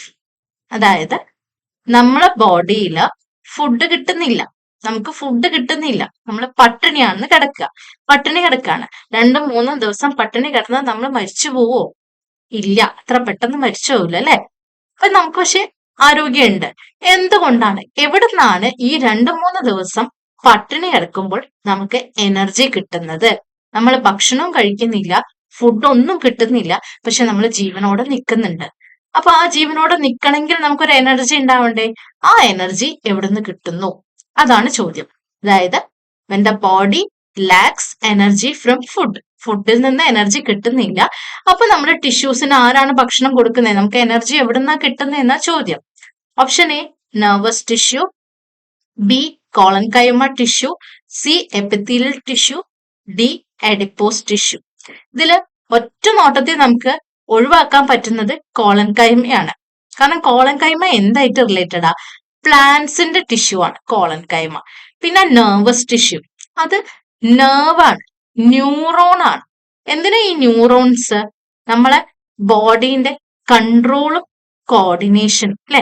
നമ്മളെ ബോഡിയിൽ നമുക്കൊരു ചൂട് തട്ടിക്കഴിഞ്ഞാൽ കൈ വലിക്കണം എന്ന് നമ്മൾ പണ്ട് പഠിച്ചിട്ടില്ലേ? ചൂട് തട്ടിക്കഴിഞ്ഞാൽ ഭയങ്കര തണുപ്പായി കഴിഞ്ഞാൽ, അല്ലെങ്കിൽ ഒരു പിന്നിന്റെ മുകളിൽ കൈ കുത്തിക്കഴിഞ്ഞാൽ നമ്മൾ കൈ വലിക്കുന്നുണ്ട് അല്ലെ. ഒരു മുള്ളിന്റെ മുകളിൽ കൈ കുത്തിക്കഴിഞ്ഞാൽ നമ്മൾ വലിക്കുന്നുണ്ട്. അപ്പൊ നമുക്ക് അത് മനസ്സിലാക്കി തരുന്നത് ആരാണ്? നെർവസ് ടിഷ്യൂ ആണ്. എപ്പിത്തീലിയൽ ടിഷ്യൂ എന്ന് പറഞ്ഞു കഴിഞ്ഞാൽ നമ്മുടെ സ്കിന്നിന്റെ പുറംഭാഗം, സ്കിന്നിൽ വരുന്ന ടിഷ്യൂ ആണ് എപ്പിത്തീലിയൽ ടിഷ്യൂ. പിന്നെ ആരാണ്? Adipose tissue. അഡിപ്പോസ് ടിഷ്യൂ എന്ന് പറഞ്ഞു കഴിഞ്ഞാൽ നമ്മൾ കഴിക്കുന്ന ഫാറ്റ്, നമ്മൾ പട്ടിണീന്റെ കുറച്ച് മുന്നേ കുറച്ച് ഭക്ഷണം കഴിച്ചിട്ടുണ്ടാവുമല്ലോ. ഈ ഫാറ്റിനെ സ്റ്റോർ ചെയ്ത് വെക്കുന്നത് ആരാണ്? ഈ അഡിപ്പോസ് ടിഷ്യൂ ആണ്. അപ്പൊ നമുക്ക് ഭക്ഷണം കിട്ടാത്ത സമയത്ത് അഡിപ്പോസ് ടിഷ്യൂന്ന് ഫാറ്റ് എടുത്തിട്ട് നമുക്ക് എനർജി തരും. അപ്പോഴാണ് നമ്മൾ ജീവിക്കുന്നത്. പിന്നെയും അതാണ് പട്ടിണി കിടന്ന് മെലിഞ്ഞ് എല്ലും തോലും ആവുക എന്ന് പറഞ്ഞ അതിനർത്ഥം എന്താ? നമ്മളെ ബോഡിയിൽ അഡിപ്പോസ് ടിഷ്യൂ ഉണ്ട്, അതിന്ന് ഫാറ്റ് എടുത്ത് നമുക്ക് തരും. പിന്നെ നമ്മൾ അങ്ങനെ പട്ടിണി കിടന്നു കഴിഞ്ഞാൽ ഈ ഫാറ്റ് എല്ലാം റെഡ്യൂസ് ചെയ്ത് പോകുന്നതാണ്. അപ്പൊ അങ്ങനെ ഓവർ ഫാറ്റ് റെഡ്യൂസ് ചെയ്ത് കഴിഞ്ഞാൽ പല അസുഖങ്ങളും വരും. അപ്പൊ അങ്ങനെ ഇതാക്കരുത്. അഡിപ്പോസ് ടിഷ്യൂ എന്ന് പറഞ്ഞു കഴിഞ്ഞാൽ ഫാറ്റ് സ്റ്റോർ ചെയ്ത് വെക്കുന്നതാണ്. നമുക്ക് ഫുഡ് കിട്ടാത്ത സമയത്ത് ഈ ഫാറ്റ് എടുത്തിട്ടാണ് നമുക്ക് എനർജി തരുന്നത്. അത് ഓർത്ത് വെക്കുക. ഇനി അടുത്തത് 26th ക്വസ്റ്റ്യൻ ആണ്. Which food is a good source of complete protein? മുഴുവൻ പ്രോട്ടീൻസും ഒരുമിച്ച് കിട്ടുന്ന ഫുഡ് ഇതിൽ ഏതാന്നാ ചോദിച്ചത്. അത് ഒരുവിധം പേർക്ക് അറിയുണ്ടാവും അല്ലെ. നമ്മൾ പാലും മുട്ടയും കഴിക്കണം എന്നൊക്കെ പറയാറില്ലേ? മുട്ട കംപ്ലീറ്റ് പ്രോട്ടീനാന്ന് പറയും അല്ലെ. ജിമ്മിലൊക്കെ പോകുന്നവർക്ക് അറിയണം മുട്ട കംപ്ലീറ്റ് പ്രോട്ടീനാന്നുള്ളത്. അപ്പൊ ആൻസർ ഏതാ വരുന്നത്? എഗ് ആണ്. ലെൻഡിൽസിൽ ഏതാണ്? ഫൈബർ ആണ് ഏറ്റവും കൂടുതൽ ഉള്ളത്. റൈസിൽ ഏതാണ്? കാർബോഹൈഡ്രേറ്റ് ആണ്. നമ്മൾ കാർബോഹൈഡ്രേറ്റ് ഇല്ലേ, ഭക്ഷണം, കാർബ്സ് ആണ് ഏറ്റവും കൂടുതൽ ഉള്ളത്. പിന്നെ സ്പിനാച്ച്, നമുക്കറിയാലോ, ഇലക്കറികൾ, വൈറ്റമിൻസ് എല്ലാം കൂടുതൽ വരുന്നത്. പ്രോട്ടീൻ അപ്പൊ ഏറ്റവും കൂടുതൽ കംപ്ലീറ്റ് സോഴ്സ് എന്ന് പറയുന്നത് ഏതാണ്? ഗുഡ് സോഴ്സ് എന്ന് പറയുന്നത് പ്രോട്ടീൻ ആണ്. ഓക്കെ അല്ലേ? നെക്സ്റ്റ് വൺ 27ാമത്തെ ചോദ്യമാണ്. The study of interaction between organism and environment. ഓർഗാനിസവും എൻവയോൺമെന്റും തമ്മിലുള്ള ഇന്ററാക്ഷനെ വിളിക്കുന്ന പഠനത്തിന്റെ പേര്. അപ്പൊ പഠനങ്ങൾ കുറെ പഠിച്ചു വെക്കുക. നമ്മൾ കുറെ ബയോളജി, സുവോളജി അങ്ങനെ പഠിക്കുന്നില്ലേ? കുറെ ഓളജി, കാർഡിയോളജി, ഓഫ്താൽമോളജി, അങ്ങനെ കുറെ ഓളജീസ് ഉണ്ട് പഠനം. ആ പഠന ശാഖകൾ പഠിച്ചു വെക്കണേ. അപ്പം the study of interaction between organism and environment ആണ് ചോദിച്ചത്. ഫസ്റ്റ് ഓപ്ഷൻ ബയോളജി ആണ്. ഓർഗാനിസം ഒക്കെ ഇല്ലേ, ബയോളജി ആണ് എന്ന് വിചാരിച്ച് എഴുതരുത്. ബയോളജി ജീവനുള്ള ഓർഗാനിസത്തിനെ കുറിച്ച് പഠിക്കുന്നതാണ്. എന്താണ്? ലിവിങ് ആയിട്ടുള്ള ഓർഗാനിസത്തിനെ കുറിച്ച് പഠിക്കുന്നതാണ്. കെമിസ്ട്രി നിങ്ങൾക്ക് പിന്നെ അറിയുണ്ടാവും അല്ലെ. കെമിസ്ട്രി എന്താ? കെമിക്കൽസ് ആയിട്ടുള്ള അല്ലെ, കെമിക്കൽ നേച്ചേഴ്സിനെ കുറിച്ച് പഠിക്കുന്നതാണ് കെമിസ്ട്രി. പിന്നെ ഉള്ളത് ജിയോളജി ആണ്. നമ്മുടെ ഭൂമിന്റെ ഉള്ളിലുള്ള കാര്യങ്ങൾ അല്ലെ. ഭൂമിന്റെ ഉള്ളിൽ നിങ്ങൾക്ക് പഠിച്ചിട്ടുണ്ടാവും, കോറ്, മാന്റില്, അങ്ങനത്തെ കുറെ കാര്യങ്ങൾ പഠിച്ചിട്ടുണ്ടാവും അല്ലെ. ജിയോഗ്രഫിയില് ഇവിടെ ഏറ്റവും ഉള്ളില് കോറുണ്ട്, പിന്നെ മാന്റിലുണ്ട്, സബ് മാന്റില്, അങ്ങനത്തെ ഒക്കെ ഉണ്ട്. അങ്ങനത്തെ ഒക്കെ പഠനത്തിനാണ് ജിയോളജി എന്ന് പറയുന്നത്. അപ്പൊ ഇതിൽ ഏതാ വരിക? ഇക്കോളജി ആണ്. ഇക്കോളജി എന്ന് പറയുമ്പോൾ നിങ്ങൾ ഓർത്ത് വെക്കേണ്ട ഒരു ടേം എന്താണ്? Eco system. ഇക്കോസിസ്റ്റം അറിയില്ലേ? ആവാസ വ്യവസ്ഥ. നമ്മളിപ്പോ ജീവിക്കുന്ന സ്ഥലം ഉണ്ടാവൂലേ, മണ്ണ്. നമുക്ക് ജീവിക്കാൻ എന്തൊക്കെ വേണം? മണ്ണ് വേണം, വെളിച്ചം വേണം, വായു വേണം, കാറ്റ് വേണം, ഒക്കെ വേണ്ടേ? അപ്പൊ ഇതെല്ലാം നിറഞ്ഞു നിൽക്കുന്ന ഈ ആവാസ വ്യവസ്ഥ അല്ലെ, അതിനെയാണ് ഇക്കോസിസ്റ്റം എന്ന് പറയുന്നത്. ഈ ഇക്കോസിസ്റ്റത്തിനെ കുറിച്ചുള്ള പഠനമാണ് ശരിക്കും എന്ത്? ഇക്കോളജി എന്ന് പറയുന്നത്. അത് ഒന്നും കൂടെ നമ്മൾ ഇലാബറേറ്റ് ചെയ്ത് പറയുകയാണെങ്കിൽ, വലുതാക്കി പറയുകയാണെങ്കിൽ നമുക്ക് പറയാം എൻവയോൺമെന്റും അതേപോലെ ഓർഗാനിസവും തമ്മിലുള്ള ഇന്ററാക്ഷനെ കുറിച്ച് പഠിക്കുന്ന പഠനം, അതാണ് ഇക്കോളജി. ഓക്കെ അല്ലേ? അപ്പൊ 27th ക്വസ്റ്റ്യൻ കഴിഞ്ഞു. ഇനി അടുത്ത നോക്കാം. 28th ചോദ്യം ഏതാണ്? Very low red blood cell count indicates which disease. എന്താ ഈ റെഡ് ബ്ലഡ് സെൽ? അതായത് ചോദ്യം ഇതാണ്, very low red blood cell count indicates which disease. RBCന്റെ അളവ് വളരെയധികം കുറഞ്ഞു കഴിഞ്ഞാൽ ഏത് ഡിസീസ് ആണ് കോസ് ചെയ്യുന്നത്? RBC എന്ന് പറഞ്ഞാൽ എന്താ? Red blood cell. നമ്മുടെ ബ്ലഡ് അറിയാലോ, നമ്മുടെ ശരീരത്തില് ബ്ലഡ് ഉണ്ട്. ബ്ലഡില് 3 ടൈപ്പ് സെൽസ് ഉണ്ട് എന്ന് അറിയാം അല്ലെ. ഫസ്റ്റ് വൺ RBC ഉണ്ട്, WBC ഉണ്ട്, പ്ലേറ്റ്ലെറ്റ്സ് ഉണ്ട്. മറക്കരുത്, ഈ 3 സെൽസ് ഉണ്ട്. ഇതിൽ RBCന്റെ അളവ് വളരെയധികം കുറഞ്ഞു കഴിഞ്ഞാൽ എന്ത് ഡിസീസ് ആണ് കോസ് ചെയ്യുക? എന്ത് ഡിസീസാ? അനീമിക്. നമ്മളറിയാം, ഭയങ്കര വിളർച്ച വന്നു, കുട്ടിക്ക് ഭയങ്കര വിളർച്ചയാണെന്നറിയില്ലേ, ഭയങ്കര വെളുത്ത് ഒരുമാതിരി വെളുപ്പ് വരുന്നത് ഇടയ്ക്ക് സ്കിന്നിലൊക്കെ, അതിനെയാണ് അനീമിക് കണ്ടീഷൻ എന്ന് പറയുന്നത്. അനീമിയാണ് കോസ് ചെയ്യുന്നത്. അങ്ങനെയാണെങ്കിൽ ഓപ്ഷൻ ബി എന്താ? ജോണ്ടസ്. ജോണ്ടസ് ഞാൻ കുറച്ചു മുന്നേ പറഞ്ഞു, മഞ്ഞപ്പിത്താണ്. എവിടെ എഫക്ട് ചെയ്യുന്നതാണ്? ലിവറിൽ എഫക്ട് ചെയ്യുന്ന ഡിസീസാണ് ഹെപ്പറ്റൈറ്റിസ് എ. ഓപ്ഷൻ വന്നു കഴിഞ്ഞപ്പോൾ നമ്മൾ പറഞ്ഞതാണ് ലിവറിനെ എഫക്ട് ചെയ്യുന്ന ഡിസീസാണ് ജോണ്ടസ്. പിന്നെ ഗോയിറ്ററും പറഞ്ഞു. ഗോയിറ്റർ എന്തായിരുന്നു? ഗോയിറ്റർ അയോഡിന്റെ ഡെഫിഷ്യൻസി, മറന്നു പോവരുത്.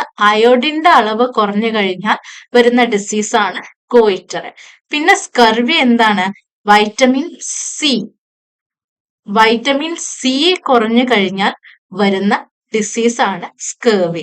അതായത് സ്കേർവി ഇവിടെ കണ്ടോ, നമ്മുടെ പല്ലിന്റെ മോണയുടെ ഇടയിൽ നിന്ന് ബ്ലീഡിങ് വരുന്നത്, രക്തം വരുന്നത്, പല്ലിന്റെ മോണയുടെ ഇടയിൽ കൂടെ ചിലപ്പോൾ പല്ല് തേക്കുമ്പോഴൊക്കെ ബ്ലീഡിങ് വരുന്നുണ്ടാവും. അത് വൈറ്റമിൻ സിന്റെ കുറവ് കാരണമാണ് സ്കേർവി ഡിസീസ്. ഓക്കെ അല്ലേ? അപ്പം ഇവിടെ ചോദ്യം ഇതായിരുന്നു, low red blood cell indicate ചെയ്യുന്നത് ഏത് ഡിസീസാണ്? ഏതാണ്? അനീമിയ. അടുത്തത്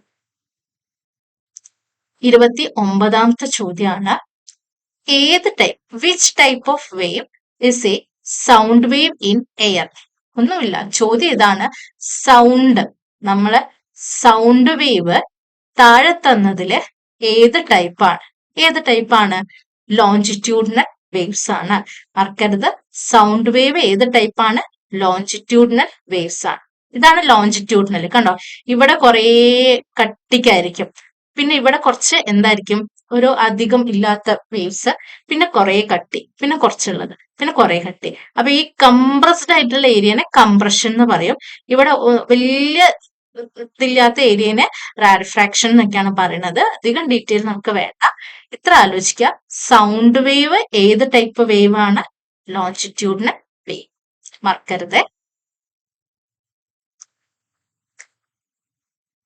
അടുത്ത ചോദ്യമാണ്, what is the SI unit of temperature? ടെമ്പറേച്ചറിന്റെ SI യൂണിറ്റ് ഏതാണ്? മക്കളെ, SI യൂണിറ്റ് എല്ലാത്തിന്റെയും പഠിച്ചു വെക്കുക. നമുക്ക് 7 ഫണ്ടമെന്റൽ SI യൂണിറ്റ് ഉണ്ട്. ഫണ്ടമെന്റൽ SI യൂണിറ്റ്സ് 7 എണ്ണം ഉണ്ട്. ബാക്കിയുള്ളത് ഡിറൈവ്ഡ് യൂണിറ്റ്സ് ആണ്. അപ്പം 7 ഫണ്ടമെന്റൽ യൂണിറ്റ്സിന്റെ കൃത്യമായി പഠിക്കണം. 7 എണ്ണം. ഡിറൈവ്ഡ് നമുക്ക് അറിയാവുന്ന കുറച്ച് ഡിറൈവ്ഡ് യൂണിറ്റ്സും എന്തായാലും പഠിക്കണം. അപ്പൊ 7 ഫണ്ടമെന്റൽ യൂണിറ്റിൽ വരുന്ന ഒരാളാണ് ടെമ്പറേച്ചർ. മറക്കരുത്, ടെമ്പറേച്ചർ. ടെമ്പറേച്ചറിന്റെ യൂണിറ്റ് എന്താന്നാ ചോദിച്ചത്.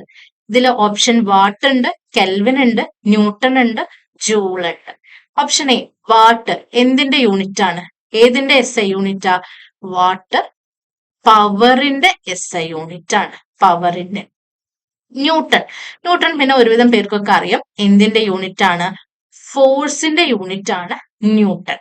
പിന്നുള്ളത് ജൂൾ എന്തിന്റെ യൂണിറ്റാ? ജൂള് എനർജീന്റെയും വർക്കിന്റെയും യൂണിറ്റ് എന്താണ്? ജൂളാണ് വരുന്നത്. പിന്നെ നമുക്ക് ഓപ്ഷനിൽ ഏതാണ്? കെൽവിൻ ആണ് ടെമ്പറേച്ചറിന്റെ SI യൂണിറ്റ്. ഓക്കെ അല്ലേ? ഇതുപോലെ 7 ഫണ്ടമെന്റൽ യൂണിറ്റ് ഉണ്ട്. ആ 7 ഫണ്ടമെന്റൽ യൂണിറ്റ്സ് കൃത്യമായി പഠിച്ചു വെക്കുക. ലെങ്ത്, മാസ്, അങ്ങനത്തെ കൃത്യമായിട്ട് ലെങ്ത്, മാസ്, ടൈം, അങ്ങനത്തെ amount of substance, luminous intensity, temperature, ഇതൊക്കെ കറണ്ട്, ഇതെല്ലാം ഓർത്ത് വെക്കണം. 7 ഫണ്ടമെന്റൽ യൂണിറ്റ്സ്. അടുത്ത ചോദ്യം 31ാമത്തെ ചോദ്യമാണ്, what is the unit of optical power of A lens? Lens നമ്മൾ കണ്ണടയൊക്കെ വെക്കുന്നില്ലേ, ആ ലെൻസിന്റെ ഒപ്റ്റിക്കൽ പവറിന്റെ യൂണിറ്റ്, ലെൻസിന്റെ പവറിന്റെ യൂണിറ്റ് എന്താന്നാ ചോദിച്ചത്. ഏതാണ് ഇതിൻ്റെ അകത്ത്? യോട്ട ഉണ്ട്, കാട്ട്ല ഉണ്ട്, ഡയോപ്റ്റർ ഉണ്ട്, റേഡിയൻ ഉണ്ട്. ഇതിൽ ഉത്തരം വരുന്നത് ഡയോപ്റ്റർ ആണ്. നമ്മൾ പറയില്ലേ കണ്ണടയൊക്കെ വെച്ച് കഴിഞ്ഞാൽ -10D എന്നാണ് യൂണിറ്റ് കൊടുക്കുക. ഈ D എന്ന് പറയുന്നത് എന്താണ്? ഡയോപ്റ്റർ ആണ്. എന്താ ഈ യോട്ട എന്ന് പറയുന്നത്? വെറുതെ എഴുതിയതല്ല. യോട്ട എന്ന് പറയുന്നത് 10⁻²4 വിളിക്കുന്ന പേരാണ് യോട്ട എന്നുള്ളത്. 10⁻²4 വിളിക്കുന്ന പേരാണ് യോട്ട. എന്താ ഈ കാട്ട്ല എന്നുള്ളത്? കാട്ട്ല എന്ന് പറഞ്ഞാൽ കെമിസ്ട്രിയിൽ പറയുന്ന കാറ്റലിറ്റിക് ആക്ടിവിറ്റി, അതായത് എൻസൈമായി റിലേറ്റഡ് ആണ്. അതിന്റെ SI യൂണിറ്റ് ആണ് കാട്ട്ല. ഡയോപ്റ്റർ നമ്മളിപ്പോ പറഞ്ഞു, ലെൻസിന്റെ SI യൂണിറ്റ് ആണ്. ലെൻസിന്റെ പവറിന്റെ SI യൂണിറ്റ് ആണ് ഡയോപ്റ്റർ.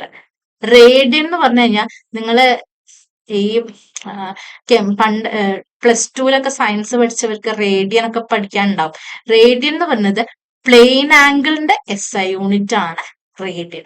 ഓർത്ത് വെക്കുക, റേഡിയൻ പ്ലെയിൻ ആംഗിളിൻ്റെത്. ലെൻസിന്റെ പവർ ആണ്, നമ്മൾ കണ്ണടേന്റെ ഒക്കെ ലെൻസ് ഇല്ലേ, ആ ലെൻസിന്റെ പവറിന്റെ യൂണിറ്റ് ആണ് ഡയോപ്റ്റർ. ഇത് കാറ്റലിറ്റിക് ആക്ടിവിറ്റിന്റെ യൂണിറ്റ് ആണ് കാറ്റ്ല. പിന്നുള്ളത് യോട്ട എന്ന് പറഞ്ഞത് 10⁻²4 വിളിക്കുന്ന പേരാണ് യോട്ട, അതായത് 10⁻²4 ഇതിനെ വിളിക്കുന്ന പേരാണ് യോട്ട. അങ്ങനെയാണ് ഞാൻ ചോദിച്ചോട്ടെ, 10⁻⁻24 വിളിക്കുന്ന പേരെന്താ? അതിന് ഈ YO ഈ T മാറ്റി K കൊടുക്കുക. ഇതാണ് 10⁻⁻24. ഒന്ന് ഓർത്ത് വെക്കുക കേട്ടോ. അടുത്ത ചോദ്യം, what is the name of wind measuring unit invented first in 1450. ഇതില് വിൻഡിനെ മെഷർ ചെയ്യുന്ന ഇൻസ്ട്രുമെന്റ് ഏതാന്നാ ചോദ്യം. ഈ ഇൻവെന്റഡ് 1450 നമുക്കൊരു ബോണസായി ഓർത്ത് വെക്കുക. ഇതിൽ പറയുന്ന ഏതോ ഒരു ഇൻസ്ട്രുമെന്റ് 1450 കണ്ടുപിടിച്ചത്. അത് എന്ത് ഇൻസ്ട്രുമെന്റ് ആണ്? കാറ്റിന്റെ ശക്തി അളക്കുന്ന ഇൻസ്ട്രുമെന്റിനെയാണ് ചോദിക്കുന്നത്. ഏതാണ്? ഫസ്റ്റ് ഓപ്ഷൻ അമ്മീറ്റർ ഉണ്ട്, വോൾട്ട്മീറ്റർ ഉണ്ട്, അനിമോമീറ്റർ ഉണ്ട്, സീലിംഗ് പ്രൊജക്ടർ ഉണ്ട്. ഇതിൽ നമുക്ക് പെട്ടെന്ന് ഒഴിവാക്കാൻ പറ്റുന്ന ഏതാ? സീലിംഗ് പ്രൊജക്ടർ നമുക്ക് ഒഴിവാക്കാം അല്ലെ. ഇതാ ഈ സീലിംഗ് പ്രൊജക്ടർ നിങ്ങൾക്ക് എല്ലാവർക്കും അറിയാലേ. ക്ലാസ് എടുക്കുമ്പോൾ, സ്മാർട്ട് ക്ലാസ് എടുക്കുമ്പോൾ മേലെ ഒരു പ്രൊജക്ടർ ഉണ്ട്. അതെന്തായാലും വിൻഡിനെ അളക്കുന്നതല്ല എന്നറിയാം. പിന്നുള്ളത് വോൾട്ട്മീറ്റർ ആണ്. പേരിന്ന് കിട്ടും. വോൾട്ട്മീറ്റർ എന്ന് പറഞ്ഞാൽ വോൾട്ടേജ് അളക്കുന്നതാണ് വോൾട്ട്മീറ്റർ. അപ്പൊ വോൾട്ട്മീറ്ററും അല്ല. പിന്നുള്ളത് അമ്മീറ്റർ ആണ്.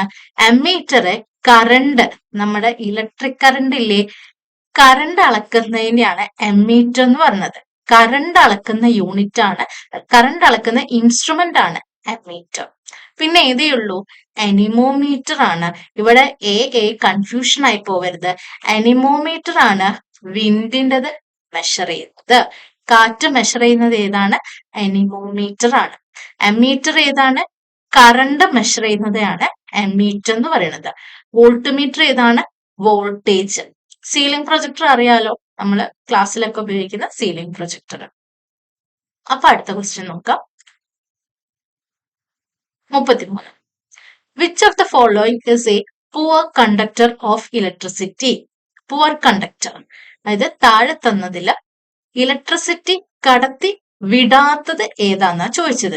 നമുക്ക് ഒരുവിധമൊക്കെ അറിയാം, പ്ലാസ്റ്റിക് ഒന്നും ഇലക്ട്രിസിറ്റി കടത്തി വിടില്ല എന്നുള്ള കാര്യം. പക്ഷെ ഓപ്ഷനിൽ നോക്കിക്കേ, ടാപ്പ് വാട്ടർ ഉണ്ട്, ഡിസ്റ്റിൽഡ് വാട്ടർ ഉണ്ട്, വാട്ടർ ഫ്രം പോണ്ട് ഉണ്ട്, വാട്ടർ ഫ്രം ഹാൻഡ് പമ്പ് ഉണ്ട്. എല്ലാം വെള്ളം അല്ലെ. ഈ വെള്ളത്തിൽ ഇതിൽ ഏതാണാവോ എന്നുള്ളൊരു ചോദ്യമാണ് വരുന്നത്.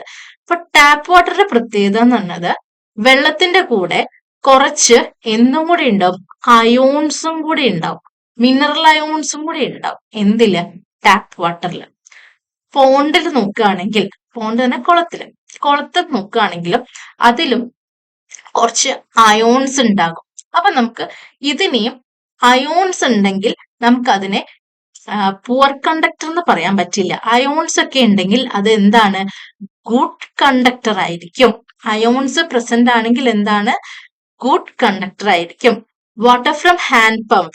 ഹാൻഡ് പമ്പ് ഇതാ ചിത്രത്തിലുണ്ട്. ഇനി എന്താ ഹാൻഡ് പമ്പ് എന്ന് അറിയാണ്ട് നോക്കണ്ട. ഇതിനെയാണ് ഹാൻഡ് പമ്പ് എന്ന് പറയുന്നത്. ഈ ഹാൻഡ് പമ്പിലും എന്തുണ്ടാവും? അയോൺസ്, ഡിസോൾവ്ഡ് സോൾട്ട് ഉണ്ടാവും. അപ്പം ഇവരിലും എന്താണ്? വെള്ളത്തിലൂടെ, ഈ വെള്ളത്തിലൊക്കെ എന്തുണ്ടാവും? ഇലക്ട്രിസിറ്റി കടത്തിവിടും. നേരെ മറിച്ച് ഡിസ്റ്റിൽഡ് വാട്ടറിന്റെ കേസ് എന്താണ്? ഇതില് കംപ്ലീറ്റ് പ്യോർ വാട്ടർ ആയിരിക്കും. വേറെ ഒരു മിനറൽസോ ഒന്നും ഉണ്ടാവില്ല. ഇതിൻ്റെ അകത്ത് എന്താണ്? ഇത് പുവർ കണ്ടക്ടർ ആണ്.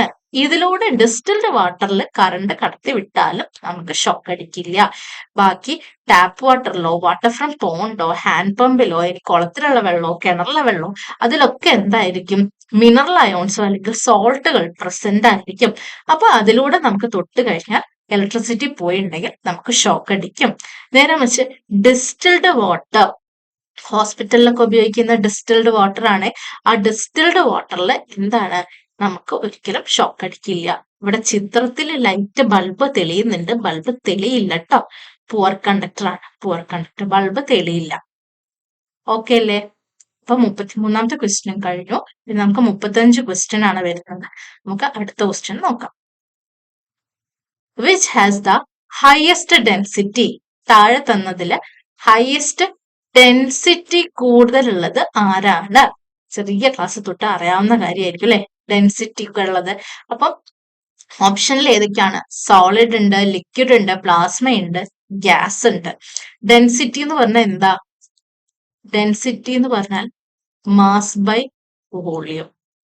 ഡെൻസിറ്റി, അതായത് ഒരു സാധനത്തിന്റെ വെയിറ്റ് കൂടുന്തോറും ഡെൻസിറ്റി എന്ന് പറഞ്ഞു കഴിഞ്ഞാൽ, ഡെൻസിറ്റി എന്ന് പറഞ്ഞാൽ mass by volume. Weight, mass കൂടിക്കഴിഞ്ഞാൽ ഡെൻസിറ്റിയും കൂടും.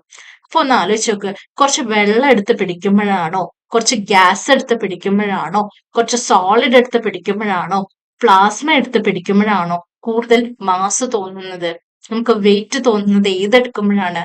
സോളിഡ് എടുക്കുമ്പോ അല്ലെ? വേറെ ഒന്നുമല്ല അല്ലെ? ലിക്വിഡ് എടുത്തു കഴിഞ്ഞാൽ നമുക്ക് അധികം വെയിറ്റ് തോന്നിയില്ല.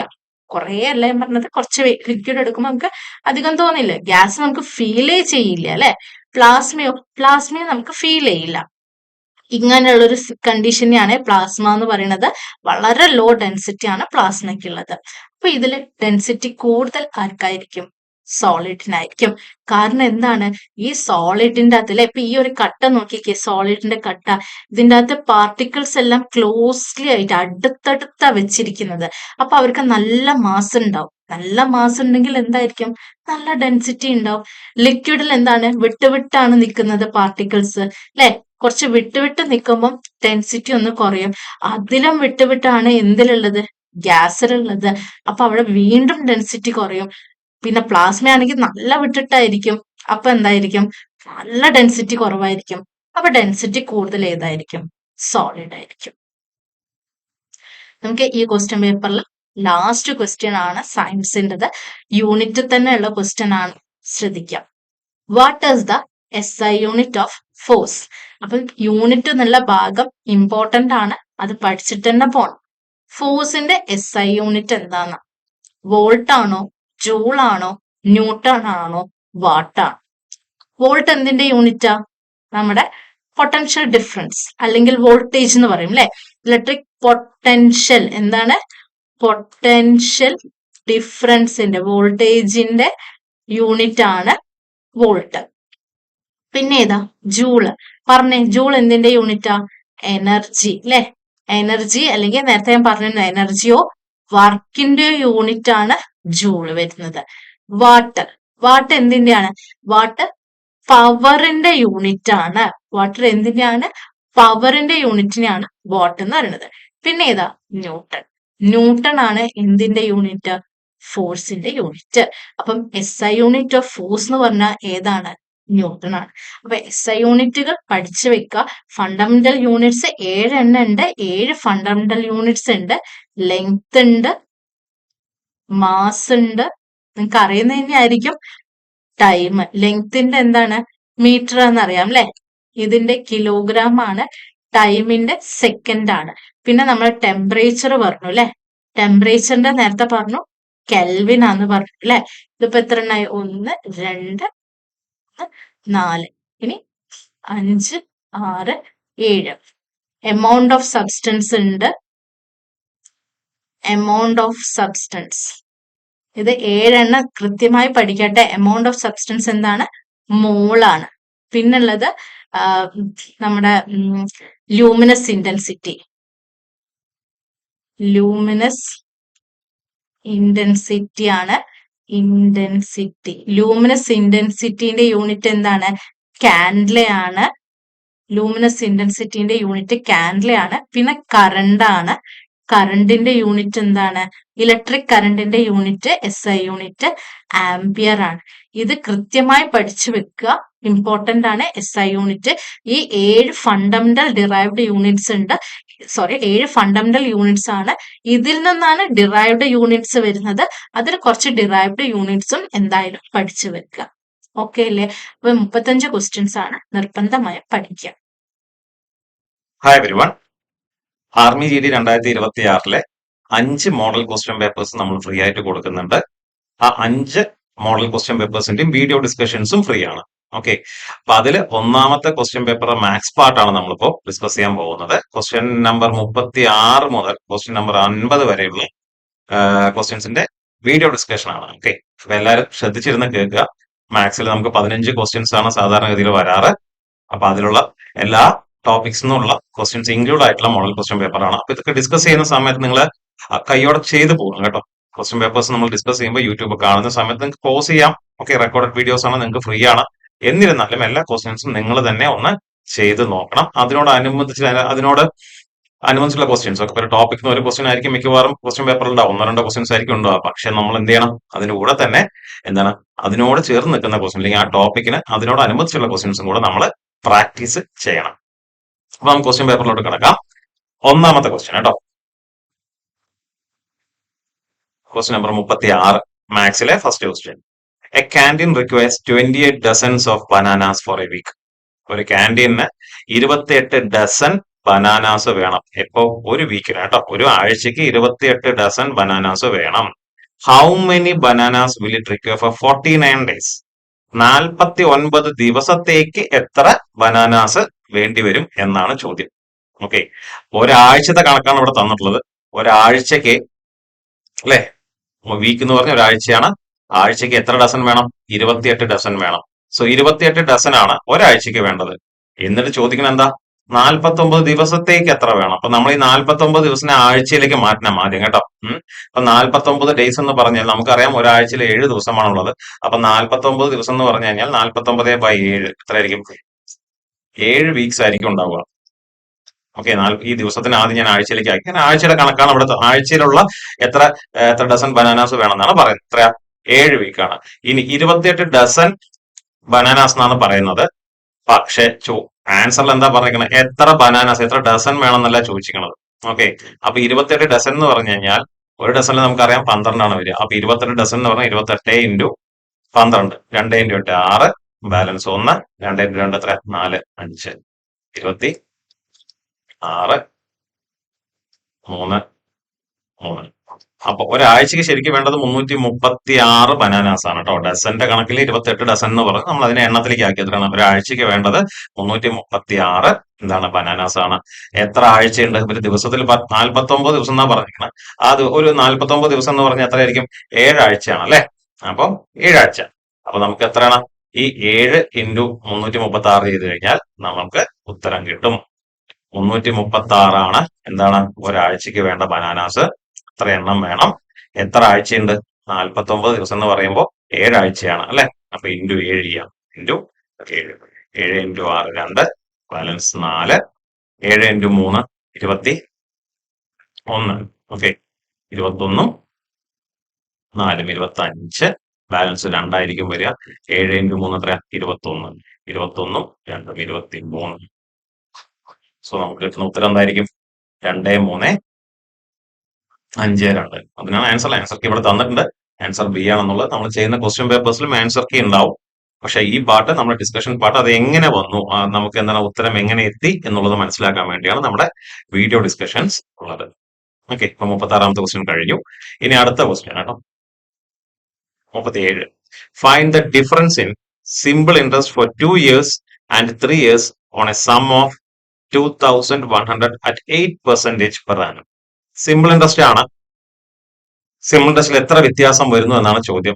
2 വർഷത്തിലും 3 വർഷത്തിലും ഉള്ള ഇൻട്രസ്റ്റ് വ്യത്യാസം എത്രയാണ്? Find the difference in simple interest four 2 years and 3 years on a sum of 2100 at 8% per annum.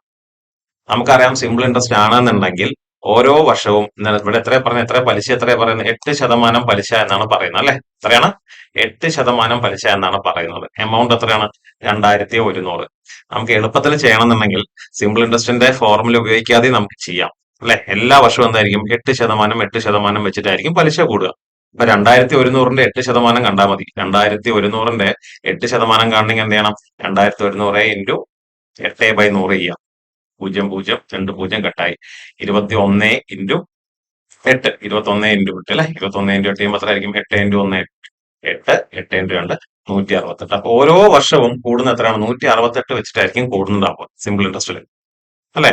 ഓരോ വർഷവും 8% വെച്ച് കൂടും. അതായത് 8% എത്രയാണ്? 2100 8% എത്രയാണ്? 168 ആണ്. അപ്പോ ഒന്നാമത്തെ വർഷം 168 കൂടും. രണ്ടാമത്തെ വർഷം ആ 168 കൂടും. പിന്നെ ഒരു 168 കൂടും. മൂന്നാമത്തെ വർഷം പിന്നെ ഒരു 168 കൂടും അല്ലെ. അങ്ങനെ കൂടി പോകണം. ചോദ്യം എന്താണ്? 2 വർഷത്തെ സിമ്പിൾ ഇൻട്രസ്റ്റും 3 വർഷത്തെ സിമ്പിൾ ഇൻട്രസ്റ്റും തമ്മിലുള്ള വ്യത്യാസം എത്രയാണ്? എത്രയായിരിക്കും? 168 ആയിരിക്കും അല്ലെ. സോ ഉത്തരം എന്തായിരിക്കും? 168. ഇതല്ലാതെ നമുക്ക് ഇതിന്റെ ഫോർമുല വെച്ചും ചെയ്യാം. സിമ്പിൾ ഇൻട്രസ്റ്റ് ഈക്വൽ ടു എന്താണ്? P/100 അല്ലെ. അപ്പൊ 2 വർഷത്തെ എന്തായിരിക്കും? P എത്രയാ അവിടെ? 2100 അല്ലെ. ഇൻറ്റു റേറ്റ് ഓഫ് ഇൻട്രസ്റ്റ് 8 ആണ്. 2 വർഷത്തെ ഇൻട്രസ്റ്റ് പറയുമ്പോൾ എന്തായിരിക്കും? T2 കൊടുക്കണം /100. ഓക്കെ, 3 വർഷത്തെ ആണെങ്കിൽ എന്തായിരിക്കും? ഇൻറ്റു 3 ചെയ്യാം. 3 വർഷത്തെ ആണെങ്കിൽ ഇൻറ്റു 3 ചെയ്യുന്നു. ഓക്കെ, ഇത് 3 വർഷത്തെ കേട്ടോ. ഇതിൽ നിന്ന് 2 വർഷത്തെ മൈനസ് ചെയ്ത് കളയണം. എന്താണ് 2100 ഇൻറ്റു 8 ഇൻറ്റു 2/100. ഇങ്ങനെ ചെയ്താൽ നമുക്ക് എന്താണ് കിട്ടും. ഇത് നമുക്ക് എന്ത് ചെയ്താൽ മതി, ഈ 2100 ഇൻറ്റു 8/100 ബ്രാക്കറ്റിന്റെ പുറത്തെടുക്കുക. ഉള്ളിൽ എന്തായിരിക്കും 3 വരും -2. സെയിം തന്നെയാണ്. ഇത് ഏറ്റവും എളുപ്പത്തിൽ ചെയ്യാവുന്ന മെത്തേഡ് എന്ന് പറഞ്ഞു കഴിഞ്ഞാൽ ഇങ്ങനെ ചെയ്താൽ മതി. എന്താണ് സിമ്പിൾ ഇൻട്രസ്റ്റിന്റെ വരുമ്പോൾ നമ്മുടെ പെർസെന്റേജിന്റെ കോൺസെപ്റ്റ് ആലോചിക്കുക. എല്ലാ വർഷവും 8% വെച്ചിട്ടാണ് കൂടുന്നത് അല്ലെ. എല്ലാ വർഷവും 8% വെച്ച് കൂടുകയാണെന്നുണ്ടെങ്കിൽ എന്ത് ചെയ്താൽ മതി, രണ്ടാമത്തെ വർഷവും മൂന്നാമത്തെ വർഷവും തമ്മിൽ വ്യത്യാസം എന്തായിരിക്കും, 8% ആയിരിക്കും അല്ലെ. അപ്പോ 2100ന്റെ 8% കണ്ടാൽ അതായിരിക്കും ഉത്തരം 68. ഇനി അടുത്ത ക്വസ്റ്റിനോട്ട് പോവാം. 400 students passed in an examination and 60% of students failed. എത്ര ശതമാനം തോൽക്കുന്നു? 60% കുട്ടികൾ തോൽക്കുന്നു കേട്ടോ. 60% കുട്ടികൾ തോൽക്കുകയാണ്. 60% കുട്ടികൾ ഫെയിൽ ആയി കഴിഞ്ഞാൽ എത്ര ശതമാനം കുട്ടികൾ ജയിക്കും? 40% കുട്ടികൾ പാസ്സായിട്ടുണ്ടാവും അല്ലെ. 40% കുട്ടികൾ പാസ്സായിട്ടുണ്ടാവും. നമ്മൾ ആദ്യം തന്നെ മനസ്സിലാക്കണം. ഓക്കെ, അപ്പൊ എത്ര കുട്ടികളാണ് പാസ്സായിരിക്കണം എന്ന് അവർ പറയേണ്ടത് എത്രയാണ്? 400 കുട്ടികൾ പാസ്സായിട്ടുണ്ട്. ഓക്കെ, അപ്പൊ ആ ശതമാനം എത്രയാണ്? ശതമാനത്തിന്റെ കാര്യം നേരെ തിരിച്ചാണ് പറഞ്ഞിട്ടുള്ളത്. തോറ്റ കുട്ടികളുടെ ശതമാനം എത്രയാണ്? 60 ആണ്. തോറ്റ കുട്ടികളുടെ ശതമാനം 60 ആണെങ്കിൽ ജയിച്ച കുട്ടികളുടെ ശതമാനം എത്രയായിരിക്കും? 40 ആയിരിക്കും. അപ്പൊ ജയിച്ച കുട്ടികളുടെ എണ്ണം ക്വസ്റ്റ്യനിൽ തന്നിട്ടുണ്ട്. എത്രയാണ്? 400. അപ്പൊ ഈ 40% എത്രയാണ്? 400 സ്റ്റുഡൻസ് ആണ് കേട്ടോ. അത് ആദ്യം തന്നെ മനസ്സിലാക്കുക. Find the total number of students appeared. മൊത്തം എത്ര കുട്ടികൾ അപ്പിയർ ചെയ്തിട്ടുണ്ട്? അതായത് മൊത്തം എത്ര കുട്ടികൾ അപ്പിയർ ചെയ്തിട്ടുണ്ട്? എത്ര ശതമാനം കുട്ടികൾ അപ്പിയർ ചെയ്തിട്ടുണ്ടാവും? 100% കുട്ടികൾ അപ്പിയർ ചെയ്തിട്ടുണ്ടാവും. അപ്പൊ നമുക്ക് ക്വസ്റ്റ്യൻ മനസ്സിലാക്കേണ്ട എന്താ വെച്ച് കഴിഞ്ഞാൽ 400 കുട്ടികൾ പാസ്സായിട്ടുണ്ട് അല്ലെ. 400 കുട്ടികൾ പാസ്സായിട്ടുണ്ട്. ഈ 400 കുട്ടികളുടെ ശതമാനം എത്രയാന്നുള്ളത് മനസ്സിലാക്കണം. 60% കുട്ടികൾ തോറ്റുണ്ടെങ്കിൽ എത്ര ശതമാനം കുട്ടികൾ ജയിച്ചിട്ടുണ്ടാവും? 40% കുട്ടികൾ ജയിച്ചിട്ടുണ്ടാവും. അപ്പോൾ ഈ തന്നിരിക്കുന്ന 400 എണ്ണം എന്താണ്? ശരിക്കും 40%. നമുക്ക് എന്താണ് കണ്ടുപിടിക്കേണ്ടത്? നമുക്ക് കണ്ടുപിടിക്കേണ്ടത് ടോട്ടൽ എത്ര കുട്ടികൾ എക്സാം എഴുതി എന്നുള്ളത് 100% നമുക്ക് കണ്ടുപിടിക്കേണ്ടത്. സോ ഈ സംഖ്യ, ഈ 400 എന്നുള്ള സംഖ്യ 40% എന്നുള്ളത് മനസ്സിലായി. കണ്ടുപിടിക്കേണ്ടത് 100%. ഓക്കെ, അപ്പൊ ഒരു സംഖ്യ എത്ര ശതമാനമാണെന്ന് മനസ്സിലായി കഴിഞ്ഞാൽ നമ്മൾ അപ്പൊ തന്നെ എന്ത് ചെയ്യണം? 400/40 ചെയ്യണം. ഒരു സംഖ്യ എത്ര ശതമാനമാണെന്ന് മനസ്സിലായി കഴിഞ്ഞാൽ ആ സംഖ്യ ഡിവൈഡഡ് ബൈ അതിന്റെ ശതമാനം ചെയ്ത് കഴിഞ്ഞാൽ നമുക്ക് കിട്ടാൻ പോകുന്നത് ശരിക്കും 1% ആയിരിക്കും കിട്ടുന്നുണ്ടാവുക. എത്രയാണോ കണ്ടുപിടിക്കേണ്ടത് അത് മൾട്ടിപ്ലൈ ചെയ്യാം. ഇവിടെ എത്രയാണ് കണ്ടുപിടിക്കേണ്ടത്? 100% കണ്ടുപിടിക്കേണ്ടത്. So into 100. 0 കട്ട് ചെയ്യുന്നു. 4 40 10 തവണ പോകുന്നു. 10 × 100 എത്രയായിരിക്കും? 1000. അതായത് 1000 സ്റ്റുഡൻസ് ആണ് എക്സാം എഴുതിയിട്ടുള്ളത്. ഓക്കെ, ഇപ്പൊ സിമ്പിൾ ഇൻട്രസ്റ്റിന്റെ ചോദ്യങ്ങളാണെങ്കിലും ഡിസ്കൗണ്ടിന്റെ ചോദ്യങ്ങളാണെങ്കിലും പ്രോഫിറ്റ് ആൻഡ് ലോസിന്റെ ചോദ്യങ്ങളാണെങ്കിലും ഇതെല്ലാം നമുക്ക് ഈ പെർസെന്റേജിന്റെ കോൺസെപ്റ്റ് വെച്ച് ചെയ്യാൻ പറ്റും. ഒരു കാര്യം മനസ്സിലാക്കിയാൽ മതി. ക്വസ്റ്റ്യനിൽ തന്നിരിക്കുന്ന ഒരു സംഖ്യ ഉണ്ടാവും. ഇതിൽ തന്നിരിക്കുന്ന 400 ആണ്. ആ സംഖ്യ എത്ര ശതമാനമാണെന്ന് മനസ്സിലാക്കുക. ഇപ്പൊ തന്നിരിക്കുന്ന എത്രയാണ്? 400 ആണ് സംഖ്യ തന്നിട്ടുള്ളത്. അത് 60% അല്ല, അത് 40% അല്ലെ. ജയിച്ച കുട്ടികളുടെ എണ്ണമാണോ എന്നുള്ളത്. ജയിച്ച കുട്ടികളുടെ ശതമാനം ആദ്യം കണ്ടുപിടിച്ചു. അപ്പൊ 400 40%ആണെന്ന് മനസ്സിലാക്കുക. നമ്മൾ അപ്പൊ തന്നെ ചെയ്യുന്നത് ആ സംഖ്യ ഡിവൈഡ് ബൈ അതിന്റെ ശതമാനം ചെയ്യുക. 400 ഡിവൈഡ് ബൈ 40 ചെയ്തു. എന്താണോ കണ്ടുപിടിക്കേണ്ടത് അത് മൾട്ടിപ്ലൈ ചെയ്യണം. ഇവിടെ എത്ര കണ്ടുപിടിക്കണം? എന്താ കണ്ടുപിടിക്കേണ്ടത്? എത്ര ശതമാനമാണ് കണ്ടുപിടിക്കുന്നത് അത് മൾട്ടിപ്ലൈ ചെയ്യുക. ഇവിടെ കണ്ടുപിടിക്കേണ്ടത് ടോട്ടൽ കുട്ടികളുടെ എണ്ണമാണ് അല്ലെ. എത്ര പേര് മൊത്തം എത്ര കുട്ടികൾ എക്സാം എഴുതുന്നത്? അപ്പൊ 100%ആണ് കണ്ടുപിടിക്കേണ്ടത്. അതുകൊണ്ടാണ് ഇവിടെ ഇൻറ്റു ഈ 100 ചെയ്തിട്ടുള്ളത്. ഉത്തരം കിട്ടി നമുക്ക് എത്രയാ? 1000. ഓക്കെ, ഇനി അടുത്ത ക്വസ്റ്റ്യനിലോട്ട് പോവാം. Find the average of the first 97 natural numbers. Natural numbers എന്ന് പറഞ്ഞാൽ മനസ്സിലാക്കേണ്ടത് 1 2 3 4 5 6 തുടങ്ങിയുള്ള നമ്പേഴ്സിനാണ് നമ്മൾ നാച്ചുറൽ നമ്പേഴ്സ് എന്ന് പറയാം. ഓക്കെ, ഇനി ഇതില് 0 കൂടെ വരികയാണെങ്കിൽ നമ്മൾ അതിനെ ഹോൾ നമ്പേഴ്സ് എന്ന് പറയും. ഓക്കെ, ഇനി ഇതിൽ നെഗറ്റീവ് നമ്പേഴ്സും കൂടെ വരികയാണെങ്കിൽ, അതായത് -1 -2 -3 തുടങ്ങിയുള്ള നമ്പേഴ്സ് വരികയാണെങ്കിൽ അതിനെ നമ്മൾ ഇൻഡിജേഴ്സ് എന്ന് പറയും. ഓക്കെ, അപ്പൊ മനസ്സിലാക്കേണ്ടത് ഈ മൈനസും 0 പ്ലസ് നമ്പേഴ്സും കൂടി ചേർന്ന് കഴിഞ്ഞാൽ അതിനെ നമ്മൾ എന്താ പറയാ? ഇൻഡിജേഴ്സ് എന്ന് പറയും. മറിച്ച് 0 മുതൽ ഉള്ള നമ്പേഴ്സ് 0 1 2 3 ആണെങ്കിൽ അതിനെ നമ്മൾ ഹോൾ നമ്പേഴ്സ് എന്ന് പറയും. ഇനി 1 2 3 മുതൽ, അതായത് പോസിറ്റീവ് നമ്പേഴ്സ് മാത്രമാണെങ്കിൽ അതിനെ നമ്മൾ നാച്ചുറൽ നമ്പേഴ്സ് എന്ന് പറയും. അതിനെ നമ്മൾ നാച്ചുറൽ നമ്പേഴ്സ് എന്ന് പറയും. ഓക്കെ, ശ്രദ്ധിക്കുക. 1, 2, 3 ഒക്കെ ആണെങ്കിൽ നാച്ചുറൽ നമ്പേഴ്സ്, 0 മുതലാണെങ്കിൽ അതിനെ ഹോൾ നമ്പേഴ്സ് എന്ന് പറയും. മൈനസ് നമ്പേഴ്സും 0വും പോസിറ്റീവ് നമ്പേഴ്സ് എല്ലാം കൂടി ചേർന്ന് നമ്മൾ എന്താ പറയാം, ഇന്റിജേഴ്സ് എന്ന് പറയും. ഓക്കെ, മനസ്സിലാക്കണം. ഇനി ഇതിൽ നമുക്ക് ചോദ്യം എന്താ, ആവറേജ് ആണ് അല്ലെ. ആവറേജിന്റെ ചില ഫോർമുലാസ് ഉണ്ട്, അത് നോക്കി വെച്ച് കഴിഞ്ഞാൽ നമുക്ക് ഈസിയാണ്. ആവറേജിന്റെ ഫോർമുലാസ് അതിന്റേതായിട്ടുള്ള കണക്കുകൾ വരുമ്പോൾ നമുക്ക് ചെയ്യാം. ഈ നമ്പേഴ്സ് വെച്ചിട്ടുള്ള ആവറേജ് ചോദിക്കുമ്പോൾ, അതായത് 97 നാച്ചുറൽ നമ്പേഴ്സ് ഉണ്ട് കേട്ടോ. അപ്പൊ average of n natural numbers, n natural numbers എന്ന് പറഞ്ഞാൽ ഇവിടെ 97 ആണല്ലേ. 97 നാച്ചുറൽ നമ്പേഴ്സിന്റെ എന്താണ് ആവറേജ് ആണ് ചോദിച്ചിട്ടുള്ളത്. ഇപ്പൊ ഞാൻ പറയുന്നത്, അതായത് ആദ്യം മുതലുള്ള ഫസ്റ്റ്, അത് ശ്രദ്ധിക്കണം, ഫസ്റ്റ് 97 നാച്ചുറൽ നമ്പേഴ്സ്. അപ്പൊ 1 മുതൽ 97 വരെയുള്ള നാച്ചുറൽ നമ്പേഴ്സിന്റെ ആവറേജ് ചോദിച്ചു കഴിഞ്ഞാൽ ഉപയോഗിക്കേണ്ട ഫോർമുല n+1/2. n+1/2. ഇപ്പൊ ഇവിടെ എന്തായിരിക്കും ഉത്തരം വരിക, 97 + 1/2, അതായത് 98/2. ഉത്തരം 49. ഇതാണ് ഉത്തരം കേട്ടോ. സി ആണ് ഉത്തരം. അതായത് നാച്ചുറൽ നമ്പേഴ്സിന്റെ ആദ്യം 1 മുതലുള്ള തുടക്കം, ഫസ്റ്റ് നാച്ചുറൽ നമ്പേഴ്സ് ഇപ്പൊ എത്ര വേണമെങ്കിലും ചോദിച്ചോട്ടെ. ഇപ്പൊ 1000 ചോദിക്കുകയാണെങ്കിൽ എന്ത് ചെയ്താൽ മതി, 1000 + 1/2. ഇപ്പൊ 97 ചോദിച്ചായിരുന്നു, 97 + 1/2. ഇനിയിപ്പൊ അഥവാ ഓഡ് നമ്പേഴ്സ്, അതായത് average of n, average of first, അത് ശ്രദ്ധിക്കണേ, ഫസ്റ്റ് n ഓഡ് നമ്പേഴ്സ് ആണെങ്കിൽ ഫോർമുല n തന്നെ ആയിരിക്കും. അപ്പൊ 97, ആദ്യത്തെ 97 ഓഡ് നമ്പറുകളുണ്ട്. ആദ്യത്തെ 97 ഓഡ് നമ്പേഴ്സ് എന്ന് പറഞ്ഞാൽ എന്തായിരിക്കും, ഓഡ് നമ്പർ എവിടെ നിന്ന് സ്റ്റാർട്ട് ചെയ്യുക, 1 മുതൽ സ്റ്റാർട്ട് ചെയ്യുക അല്ലെ. 1, 3, 5, 7, 9, 11. അപ്പൊ നിങ്ങൾ ചോദിക്കണം ആദ്യത്തെ 97 ഓഡ് നമ്പേഴ്സിന്റെ ആവറേജ് എത്രയാണെന്ന് ചോദിച്ചു കഴിഞ്ഞാൽ ഉത്തരം 97 തന്നെ ആയിരിക്കും. ഇനി അഥവാ average of first n even numbers ആണെങ്കിൽ, ഈവൺ നമ്പേഴ്സ് പറഞ്ഞാൽ എവിടെ നിന്ന് സ്റ്റാർട്ട് ചെയ്യുക, 2 മുതൽ സ്റ്റാർട്ട് ചെയ്യുക അല്ലെ. 2, 4, 6, 8, 10, 12 ഇങ്ങനെ പോകും. അപ്പൊ 97, ആദ്യത്തെ 97 ഓഡ് നമ്പേഴ്സിന്റെ 97 ഈവൺ നമ്പേഴ്സിന്റെ ആവറേജ് ചോദിക്കുകയാണെങ്കിൽ ഉത്തരം n+1 ആയിരിക്കും. അതായത് 97 + 1 ഉത്തരം എന്തായിരിക്കും, 98.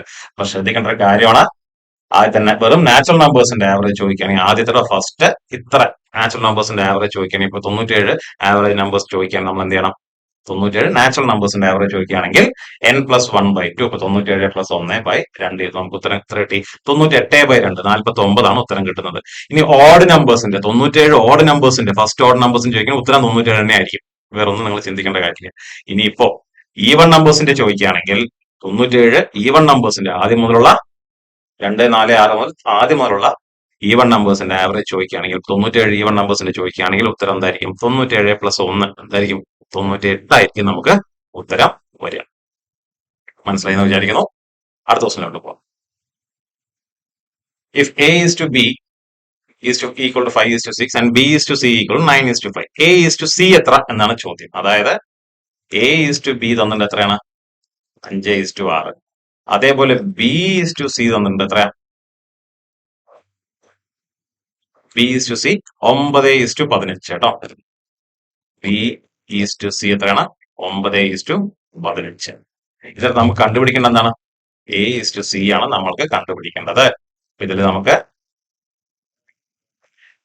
ഒന്നാമത്തെ നമ്പറാണ് a, അവസാനത്തെ നമ്പറാണ് c അല്ലെ. എന്നാൽ ഇവിടെ b ഉണ്ട്, ഇവിടെയും b ഉണ്ട്. ഇവിടെ b ന്റെ വാല്യൂ എത്രയാണ്, 6 ആണ്. ഇവിടെ b ന്റെ വാല്യൂ എത്രയാണ്, 9 ആണ് അല്ലെ. 6, 9. നമുക്ക് ഒരു കാര്യം മനസ്സിലാക്കേണ്ടത് എന്താ വെച്ച് കഴിഞ്ഞാൽ, ഈ b ന്റെ വാല്യൂ 2 അവിടെയും സെയിം ആക്കണം. b ന്റെ വാല്യൂ 2 ഭാഗത്തും സെയിം ആക്കി കഴിഞ്ഞാൽ കിട്ടുന്ന ആ സെയിം ആക്കുമ്പോൾ എന്റെ വാല്യൂ എത്രയാണോ വരുന്നത്, സിന്റെ വാല്യൂ എത്രയാണോ വരുന്നത്, നമുക്ക് അതായിരിക്കും a is to c വരിക. ഇനിയിപ്പോ ഇത് എങ്ങനെയാണ് സെയിം ആക്കുക, ഇവിടെ b 6 ആണ്, ഇവിടെ b 9 ആണ്. ചെയ്യേണ്ടത് എന്താ വെച്ചാൽ, ഈ 9 എടുത്തിട്ട് ഇങ്ങോട്ടേക്ക് മൾട്ടിപ്ലൈ ചെയ്യാം. ഈ 6 എടുത്തിട്ട് അതേപോലെ എന്ത് ചെയ്യാം, ഇങ്ങോട്ടേക്ക് മൾട്ടിപ്ലൈ ചെയ്യാം. മൾട്ടിപ്ലൈ ചെയ്യുമ്പോൾ ഒരു കാര്യം മനസ്സിലാവും, 9 എടുത്ത് മൾട്ടിപ്ലൈ ചെയ്യുമ്പോൾ 9 കൊണ്ട് 5നെയും 6നെയും മൾട്ടിപ്ലൈ ആണ് കേട്ടോ. 9 കൊണ്ട് 5നെയും 6നെയും മൾട്ടിപ്ലൈ ആണ്. നോക്കാം. അപ്പൊ എ ടു ബി എത്രയാവും നോക്കാം കേട്ടോ. 9 ഇൻറ്റു 5 എത്രയാണ്? 45. 9 ഇൻറ്റു 6 എത്രയാണ്? 54. ഇനി അതേപോലെ 6 കൊണ്ട് ഇങ്ങോട്ട് മൾട്ടിപ്ലൈ ചെയ്യുമ്പോൾ എത്രയായിരിക്കും? 6 ഇൻറ്റു 9 എത്രയായി? 54. 6 ഇൻറ്റു 15 90. ഓക്കെ, ഇവിടെ ബിന്റെ വാല്യൂ ഇവിടെ ബിന്റെ വാല്യൂ സെയിം ആയില്ലേ? രണ്ടവിടെയും ബിന്റെ വാല്യൂ സെയിം ആക്കാൻ എന്ത് ചെയ്താൽ മതി?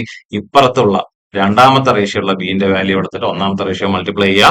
അതേപോലെ ഒന്നാമത്തെ റേഷ്യോ ഉള്ള ബിന്റെ വാല്യൂ എടുത്ത് രണ്ടാമത്തെ റേഷ്യോയിലും മൾട്ടിപ്ലൈ ചെയ്ത് കഴിഞ്ഞാൽ ബിന്റെ വാല്യൂ സെയിം ആവും. മൾട്ടിപ്ലൈ ചെയ്യുമ്പോൾ എന്താണ്? അപ്പുറത്തെ എനെയും മൾട്ടിപ്ലൈ ചെയ്യണം, അതേപോലെ അപ്പുറത്തുള്ള സീനെയും കേട്ടോ. ഒരു ഭാഗത്ത് 9 എടുത്ത് മൾട്ടിപ്ലൈ ചെയ്തു, ഈ രണ്ട് ഭാഗം മൾട്ടിപ്ലൈ ചെയ്തു, 6 എടുത്ത് മൾട്ടിപ്ലൈ ചെയ്തു, ഇപ്പൊ രണ്ടെണ്ണത്തിനെയും മൾട്ടിപ്ലൈ ചെയ്തു. അപ്പൊ നമുക്ക് എത്ര കിട്ടിയ ഉത്തരം? എന്റെ വാല്യൂ എത്രയാണ്? 45 അല്ലെ? എന്റെ വാല്യൂ എത്രയാണ്? 45. സിന്റെ വാല്യൂ എത്രയാണ്? 90. ഉത്തരം എന്തായിരിക്കും? 45:90. 45:90 45/90 കേട്ടോ. 45 90 രണ്ട് തവണ പോവും. അപ്പൊ എന്താണ് ഉത്തരം? എന്തായിരിക്കും? A:2 എത്ര ആയിരിക്കും? 1:2. 45:90 45/90. ഓക്കെ, 45/90 നമുക്ക് കട്ട് ചെയ്ത് കളയാം. സിംപ്ലിഫൈ ചെയ്യുന്ന സമയത്ത് എത്ര കിട്ടും? 1/2 അല്ലെങ്കിൽ 1:2 ആയിരിക്കും നമ്മുടെ ഉത്തരം. ഇനി അടുത്ത ക്വസ്റ്റിനോട്ട് പോവാം. The speed of a car is 108 km/h. What is the speed in meter per second? നമ്മളൊരു കാര്യം മനസ്സിലാക്കണം, ഇത് യൂണിറ്റ് കൺവേർഷൻ ആണ്. അപ്പൊ നമുക്ക് കിലോമീറ്റർ പെർ അവറിനെ മീറ്റർ പെർ സെക്കൻഡിലേക്ക് ആക്കണമെങ്കിൽ ഇൻറ്റു 5/18 ചെയ്താൽ മതി. അതേപോലെ മീറ്റർ പെർ സെക്കൻഡിനെ കിലോമീറ്റർ പെർ അവറിലേക്ക് ആക്കണമെങ്കിൽ ഇൻറ്റു 18/5 ചെയ്താൽ മതി. അപ്പൊ ഇവിടെ എന്താണ്? 108 കിലോമീറ്റർ പെർ അവറിനെ നമുക്ക് എന്തിലേക്ക് ആക്കണം? മീറ്റർ പെർ സെക്കൻഡിലേക്ക് ആക്കണം. മീറ്റർ പെർ സെക്കൻഡിലേക്ക് ആക്കണമെങ്കിൽ എന്താണ്? ഇൻറ്റു 5/18 ആണ് ചെയ്യേണ്ടത്. നമുക്ക് നോക്കാം. 108 ഇൻറ്റു 5/18. 18 106 പോവാ നമുക്ക് നോക്കാം കേട്ടോ. അത് 2 വെച്ച് കട്ടിയാൽ അല്ലെങ്കിൽ 9 54. അറിയാം, 9 ഇൻറ്റു 6 ആണ് 54 വരെ അല്ലെ? 9 ഇൻറ്റു 6 ആണ് 54. അപ്പൊ 9 54 6 തവണ പോവും. 6 ഇൻറ്റു 5 എത്രയാണ്? 30 ആണ് ഉത്തരം വരെ. 30 മീറ്റർ പെർ സെക്കൻഡ്. ഓക്കെ, ഇനിയിപ്പോ ഇത് മീറ്റർ പെർ സെക്കൻഡിന് എങ്ങനെയാണ് കിലോമീറ്റർ പെർ അവറിലേക്ക് ആക്കിയത്? ഈ 5/18 എങ്ങനെയാണ് വന്നത്? 18/5 എങ്ങനെയാണ് വന്നത് എന്നൊക്കെ നമ്മുടെ ഓഫ്ലൈൻ ക്ലാസ്സിൽ നമ്മൾ ഡിസ്കസ് ചെയ്തിട്ടുണ്ട്. അതാ ഓഫ്ലൈൻ ക്ലാസ്സിൽ നമുക്ക് അത് ഒന്നുകൂടി റിപ്പീറ്റ് ചെയ്യുന്നതായിരിക്കും കേട്ടോ. ഒരു കാര്യം മനസ്സിലാക്കുക, കിലോമീറ്റർ പെർ അവറിനെ മീറ്റർ പെർ സെക്കൻഡിലേക്ക് ആക്കണമെങ്കിൽ ചെറിയ മീറ്റർ പെർ സെക്കൻഡ് ഒരു യൂണിറ്റിന്റെ വാല്യൂ എന്താണ് ചെറുതാക്കുന്ന സമയത്ത് നമ്മൾ ഇൻറ്റു 5/18 ആണ് ചെയ്യേണ്ടത്. ഇനി മീറ്റർ പെർ സെക്കൻഡിനെ കിലോമീറ്റർ പെർ അവറിലേക്ക് ആക്കണമെങ്കിൽ ഇൻറ്റു നേരെ തിരിച്ച് ഇൻറ്റു 18/5. ഓക്കെ, വലിയ യൂണിറ്റിലേക്ക് ആക്കണമെങ്കിൽ 18/5 4 വയ്ക്കുക. ചെറിയ യൂണിറ്റിലേക്ക് ആക്കണമെങ്കിൽ ഇൻറ്റു 5/18. ഓക്കെ,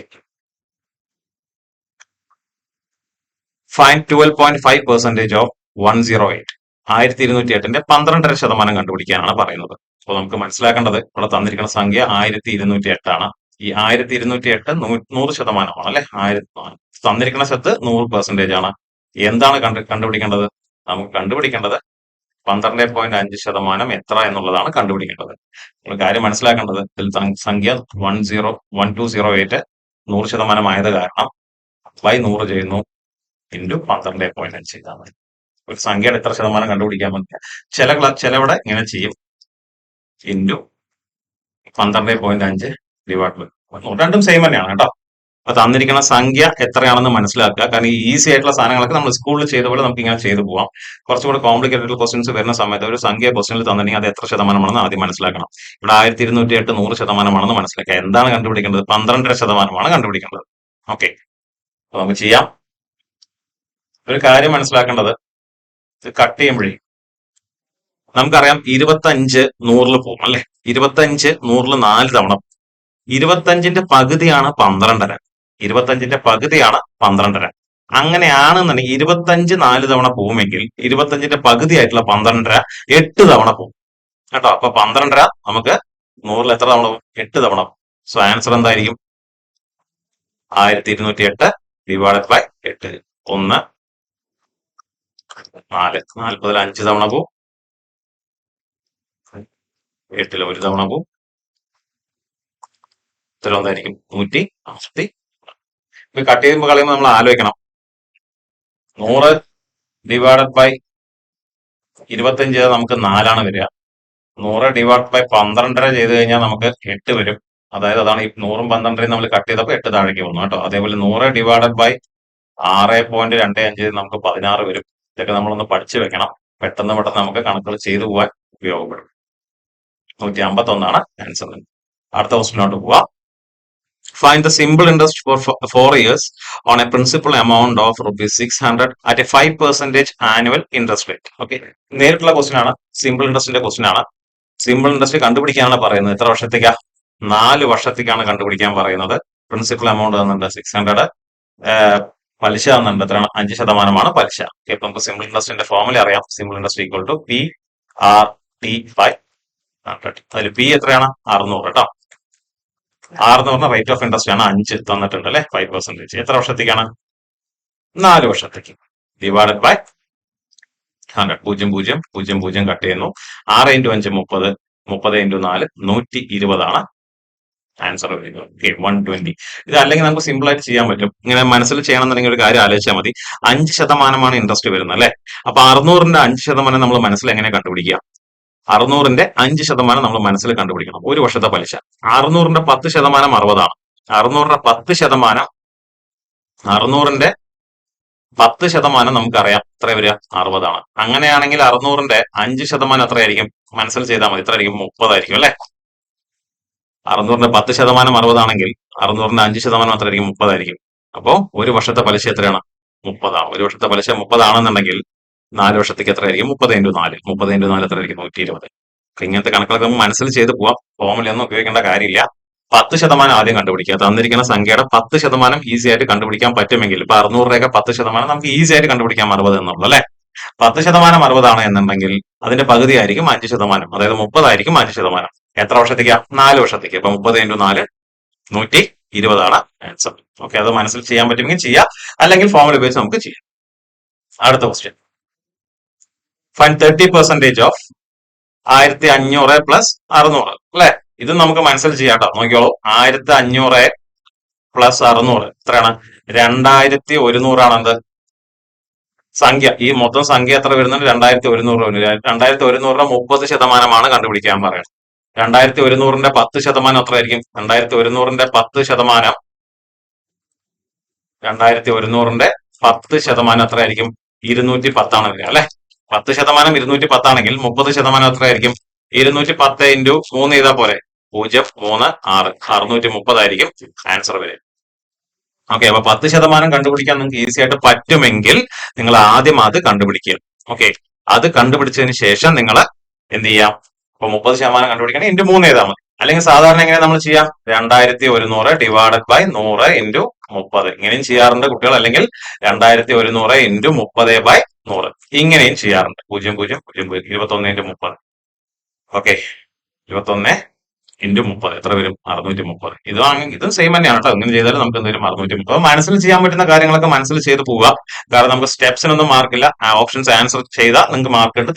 തെറ്റിയാ ചെയ്ത് കഴിഞ്ഞാൽ നെഗറ്റീവ് മാർക്ക് കിട്ടും. അപ്പൊ നമ്മൾ സ്റ്റെപ്സ് മനസ്സിൽ ചെയ്യാൻ പറ്റുമെങ്കിൽ അതാണ് ഏറ്റവും നല്ലത്. അടുത്ത ക്വസ്റ്റ്യൻ നോക്കാം. Each side of a square field measures 10 metre. Find its perimeter. സ്ക്വയറിന്റെ എല്ലാ സൈഡും കേട്ടോ, എല്ലാ സൈഡും സെയിം ആയിരിക്കും. ഓരോ സൈഡും എത്രയാണ്? 10 മീറ്റർ ആണെന്ന് പറയുന്നുണ്ട്. എത്ര മീറ്റർ ആണെന്ന് പറയുന്നുണ്ട്? 10 മീറ്റർ ആണെന്ന് പറയുന്നുണ്ട്. അങ്ങനെയാണെങ്കിൽ അതിന്റെ പെരിമീറ്റർ, അതിന്റെ ചുറ്റളവ് എത്രയാണെന്ന് ചോദ്യം. ഈസി അല്ലേ അല്ലെ. ചുറ്റളവ് പറയുമ്പോൾ എത്രയായിരിക്കും? 10, 10, 10, 10. ഈ 4 10 കൂടി കൂട്ടിക്കഴിഞ്ഞാൽ എത്ര വരും? നമുക്ക് 40 മീറ്റർ ആയിരിക്കും ഉത്തരം വരിക. അപ്പൊ സ്ക്വയറിന്റെ കാര്യം നമ്മൾ മനസ്സിലാക്കേണ്ട. സ്ക്വയറിൽ മെയിൻ ആയിട്ട് നമുക്ക് പഠിക്കാനുള്ളത് സ്ക്വയറിന്റെ എല്ലാ സൈഡും സെയിം ആണ് എന്നുണ്ടെങ്കിൽ ഇതിന്റെ ഏരിയ കണ്ടുപിടിക്കാൻ A² ആണ് ഫോർമുല. ഇതിന്റെ പെരിമീറ്റർ ചുറ്റളവ് കണ്ടുപിടിക്കാനുള്ള ഫോർമുല 4A അല്ലെ. 4 തവണ A വരുന്നുണ്ട്. A + A + A + A അല്ലെങ്കിൽ 4 × A ചെയ്താൽ നമുക്ക് കിട്ടും. ഇതിന് പുറമെ ഒരു കാര്യം കൂടിയുണ്ട്. ഇതിന്റെ ഡയഗണൽ കേട്ടോ. ഇതിന്റെ ഡയഗണൽ ഇതാണ് ഡയഗണൽ. ഈ ഡയഗണലിന്റെ നീളം √2 × A. അതും കൂടെ പഠിച്ചു വെക്കണം.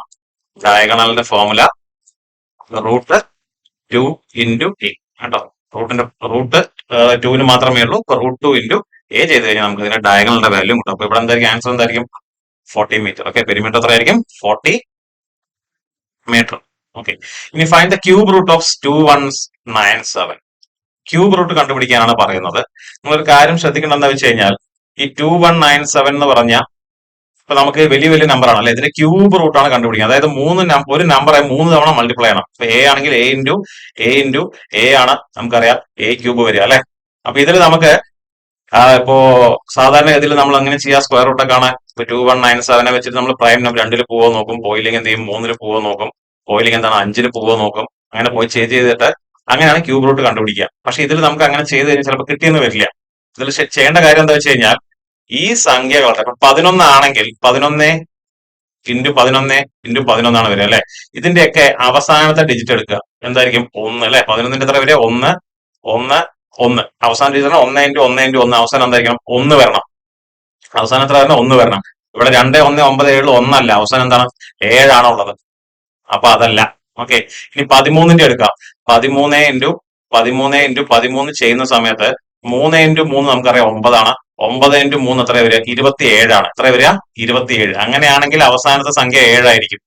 ഓക്കെ, ഇനി 19 ഇൻറ്റു 19 ചെയ്ത് കഴിഞ്ഞാൽ 9 ഇൻറ്റു 9 എത്രയാണ്? 81 ആണ്. 81 ഇൻറ്റു 9 ചെയ്യുന്ന സമയത്ത് 81ന്റെ അവസാനത്തെ ഡിജിറ്റ് 1 അല്ലേ. അപ്പൊ 81 ഇൻറ്റു 9 ചെയ്യുമ്പോൾ 81ന്റെ അവസാനത്തെ ഡിജിറ്റ് 1 ആണ് ഇൻറ്റു 9. അപ്പൊ അവസാനത്തെ ഡിജിറ്റ് എന്തായിരിക്കും വരിക? 9 ആയിരിക്കും വരിക. ഇനിയിപ്പോ 7 ഇൻറ്റു 7 ചെയ്യുമ്പോഴും അവസാനത്തെ ഡിജിറ്റ് ആലോചിച്ചാൽ മതി. 7 ഇൻറ്റു 7 നമുക്കറിയാം 49 ആണ് വരിക. 49ന്റെ അവസാനത്തെ ഡിജിറ്റ് 9 അല്ലേ. 9 ഇൻറ്റു 7 ഒന്നും കൂടെ ചെയ്ത് നോക്കുക. 9 ഇൻറ്റു 7 അവസാനം 63, അതായത് 3 ആയിരിക്കും അവസാനം വരിക. അപ്പൊ നമുക്കറിയാം 11 ഇൻറ്റു 11 ചെയ്താൽ അവസാനത്തെ ഡിജിറ്റ് എത്ര വരുന്നത്? 1 ആണ് വരുന്നത് അല്ലെ. അപ്പോ എന്തായാലും നമ്മുടെ ഉത്തരത്തിൽ 2 1 9 7 ആണ്. അവസാനം വരേണ്ടത് ഏതാണ്? 7 ആണ് വരേണ്ടത്. അപ്പൊ ഇത് എന്തിന്റെ ക്യൂബ് റൂട്ട് ആയിരിക്കും? 13ന്റെ ക്യൂബ് റൂട്ട് ആയിരിക്കും. അപ്പൊ ഇങ്ങനത്തെ ക്വസ്റ്റ്യൻസ് വന്നു കഴിഞ്ഞാൽ ഓപ്ഷൻ എടുത്ത് നോക്കുക. ഓപ്ഷൻസിന്റെ അവസാനത്തെ ഡിജിറ്റ് ഏതാണ് നോക്കുക. ഓക്കെ, 13 ആണെങ്കിൽ 3 ആണ്. ഇപ്പൊ 3 ഇൻറ്റു 3 ഇൻറ്റു 3 എത്ര വരിക? 27 ആണ്. അവസാന ഡിജിറ്റ് നമുക്ക് എന്തായാലും വരും? 7 വരുള്ളൂ. 2 1 9 7 7 ഉണ്ട്. അതായിരിക്കാം. അതുപോലെ ബാക്കിയും കൂടെ ചെക്ക് ചെയ്ത് നോക്കുക. അപ്പൊ അതില് ഏതും വരുന്നില്ല. അവസാന ഡിജിറ്റ് എന്താണ്? 13ന്റെ ക്യൂബ് റൂട്ട് ചെയ്യുമ്പോൾ അവസാന ഡിജിറ്റ് 7 ആണ് വരുന്നത്. സോ ഉത്തരം എന്തായിരിക്കും? 2 1 9 7. ഇനി അടുത്ത ക്വസ്റ്റ്യൻ നോക്കാം. Find the LCM of 12 24 36 40. LCM കണ്ടുപിടിക്കണമെങ്കിൽ നമുക്ക് എന്ത് ചെയ്യണം? ആദ്യം പ്രൈം നമ്പേഴ്സ് എന്തൊക്കെയാ അറിയണം. പ്രൈം നമ്പേഴ്സ് ഏതൊക്കെയാണ്? 2 3 5 7 11 13 ഇങ്ങനെ പോകും അല്ലെ. അതായത് പ്രൈം നമ്പേഴ്സ് പറഞ്ഞാൽ ഒരു നമ്പർ മറ്റേ നമ്പർ വെച്ച് ഡിവൈഡ് ചെയ്യാൻ പറ്റാത്ത നമ്പേഴ്സിന് നമ്മൾ എന്ത് പറയാം? പ്രൈം നമ്പേഴ്സ് എന്ന് പറയാം. പ്രൈം ഫാക്ടറൈസ് ഒരു LCM കാണാൻ വേണ്ടി കുറച്ച് അധികം മെത്തേഡ്സ് ഉണ്ട്. അതിൽ നമുക്ക് എന്ത് ചെയ്യാം? പ്രൈം ഫാക്ടറൈസേഷൻ ഉപയോഗിക്കാം കേട്ടോ. അതായത് 12 24 36 40. അതിന് നമ്മൾ പ്രൈം നമ്പർ ആദ്യത്തെ പ്രൈം നമ്പർ ഏതാണ്? 2 ആണ്. 2 വെച്ച് ഡിവൈഡ് ചെയ്യുന്നു. 2 വെച്ച് ഡിവൈഡ് ചെയ്യുന്ന സമയത്ത് 12 എത്രയാവുന്നു? 6 ആവുന്നു. 24 12 ആവുന്നു. 36 18 ആവുന്നു. 40 എത്രയാ? 20 ആവുന്നു. ഇനിയും 2 വെച്ച് ഏതെങ്കിലും നമ്പർ ഡിവൈഡ് ചെയ്യാൻ പറ്റുമോ നോക്കാം. ഇവിടെ എല്ലാ നമ്പറേയും പറ്റും. ഇപ്പൊ 2 കൊണ്ട് 1 കൊണ്ട് ഡിവൈഡ് ചെയ്യുന്നു. എത്രയാവുന്നു?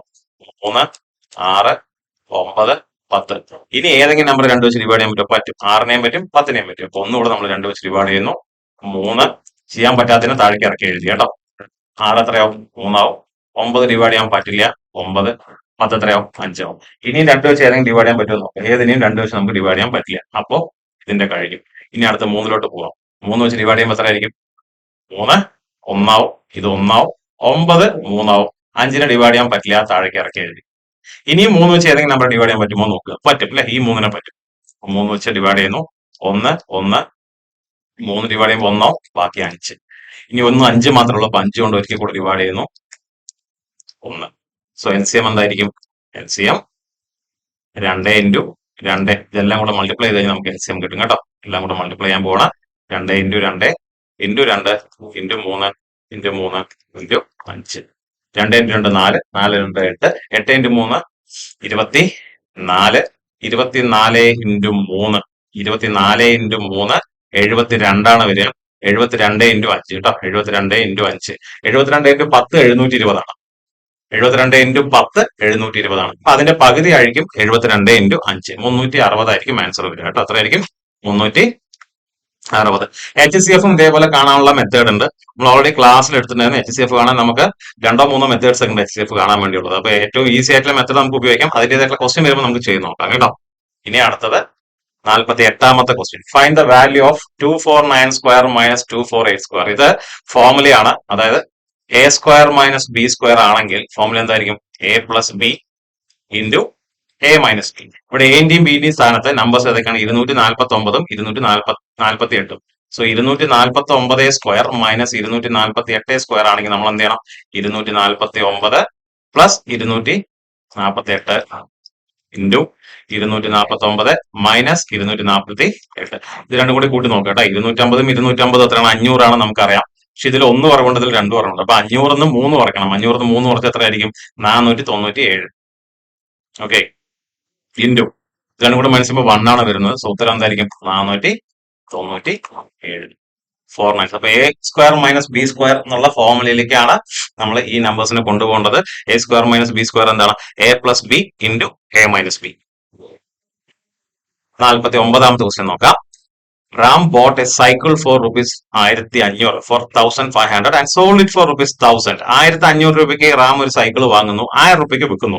സോ അയാൾ ഇൻവെസ്റ്റ് ചെയ്ത കാശ് എത്രയാണ്? 1500 ആണല്ലേ. പിന്നെ അയാൾ വിറ്റ കാശാണെന്ത്? 1000. അപ്പൊ ഇൻവെസ്റ്റ് ചെയ്ത കാശിനാണ് നമ്മൾ കോസ്റ്റ് പ്രൈസ് എന്ന് പറയാം കേട്ടോ. വിറ്റ കാശ് എന്താണ്? 1000. സോ നമുക്ക് ഇതിൽ ഈ ക്വസ്റ്റ്യനിൽ തന്നിട്ടുള്ള ഈ 1500 അയാളുടെ എന്താണ്? അയാൾ ഇൻവെസ്റ്റ് ചെയ്ത കാശും 1000 എന്താണ്? വിറ്റ കാശാണ്. ഇൻവെസ്റ്റ് ചെയ്ത കാശിന് നമ്മൾ കോസ്റ്റ് പ്രൈസ് എന്ന് പറയും.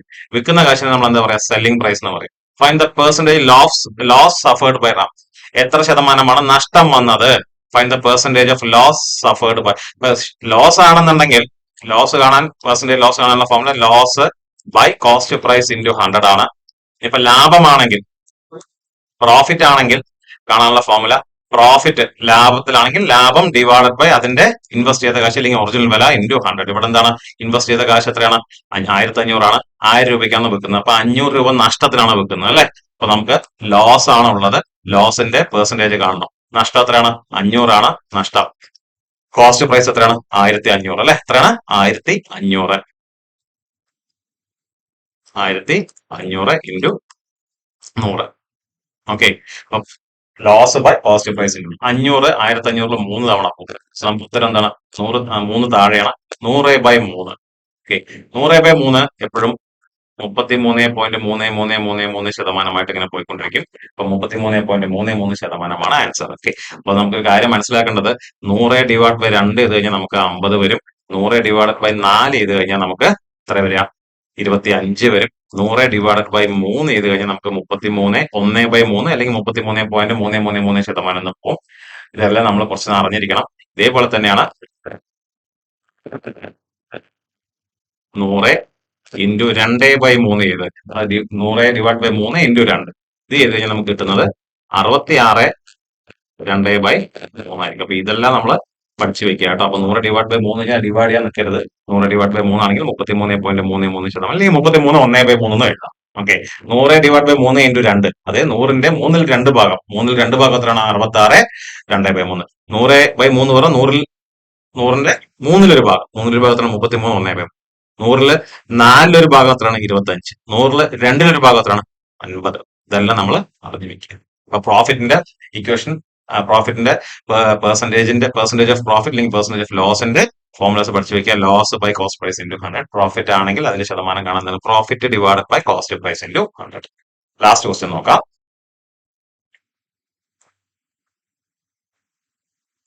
The average of the squares of first 7 natural numbers. നമ്മൾ അപ്പോഴേ എന്താണ് ആവറേജ് ഓഫ് എന്തൊക്കെ കണ്ടിട്ടുണ്ടായിരുന്നു? n നാച്ചുറൽ നമ്പേഴ്സ് അല്ലെ. n നാച്ചുറൽ നമ്പേഴ്സ്, അതേപോലെ ഫസ്റ്റ് n നാച്ചുറൽ നമ്പേഴ്സിന്റെയും ഫസ്റ്റ് n ഓഡ് നമ്പേഴ്സിന്റെയും ഫസ്റ്റ് n ഈവൺ നമ്പേഴ്സിന്റെയും നമ്മൾ ഏതൊരു ക്വസ്റ്റ്യൻ നമ്മൾ ചെയ്തപ്പോൾ നോക്കിയിട്ടുണ്ടായിരുന്നു അല്ലെ. n നാച്ചുറൽ നമ്പേഴ്സിന്റെ ആണെങ്കിൽ എന്തായിരിക്കും? n+1/2 എന്തായിരിക്കും? n+1/2. ഓഡ് നമ്പേഴ്സ് ആണെങ്കിൽ n തന്നെ ആയിരിക്കും ഉത്തരം. 97 അല്ലെ. നമ്മൾ ക്വസ്റ്റ്യൻ കണ്ടിട്ടുണ്ട് 97. ഏതാ എത്രാമത്തെ ക്വസ്റ്റ്യൻസ്? എത്രാമത്തെ ആയിരുന്നു അത്? ഒന്നാമത്തെയോ രണ്ടാമത്തെ ക്വസ്റ്റ്യൻ ആയിരുന്നു അല്ലെ.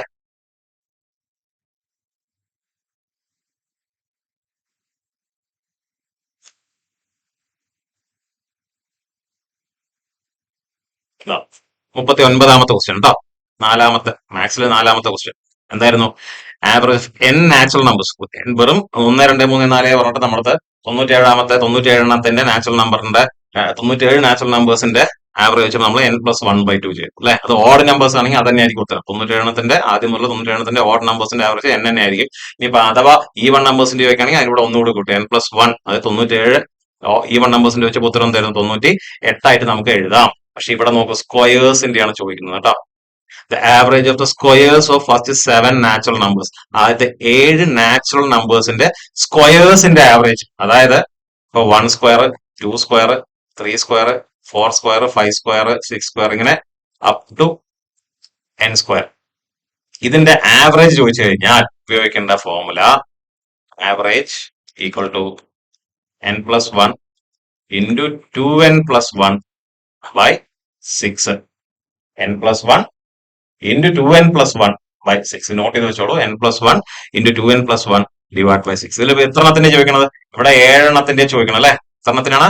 7 നാച്ചുറൽ നമ്പേഴ്സ്. എല്ലാം കൂടെ കൂട്ടി ഡിവൈഡ് ബൈ 7 ചെയ്യാൻ നമുക്ക് ബുദ്ധിമുട്ടാണല്ലേ? 1 സ്ക്വയർ, 2 സ്ക്വയർ. ഇപ്പൊ 7 എണ്ണൊക്കെ ചോദിച്ചാൽ പിന്നെയും ചിലപ്പോൾ ചെയ്യാൻ പറ്റുമായിരിക്കും.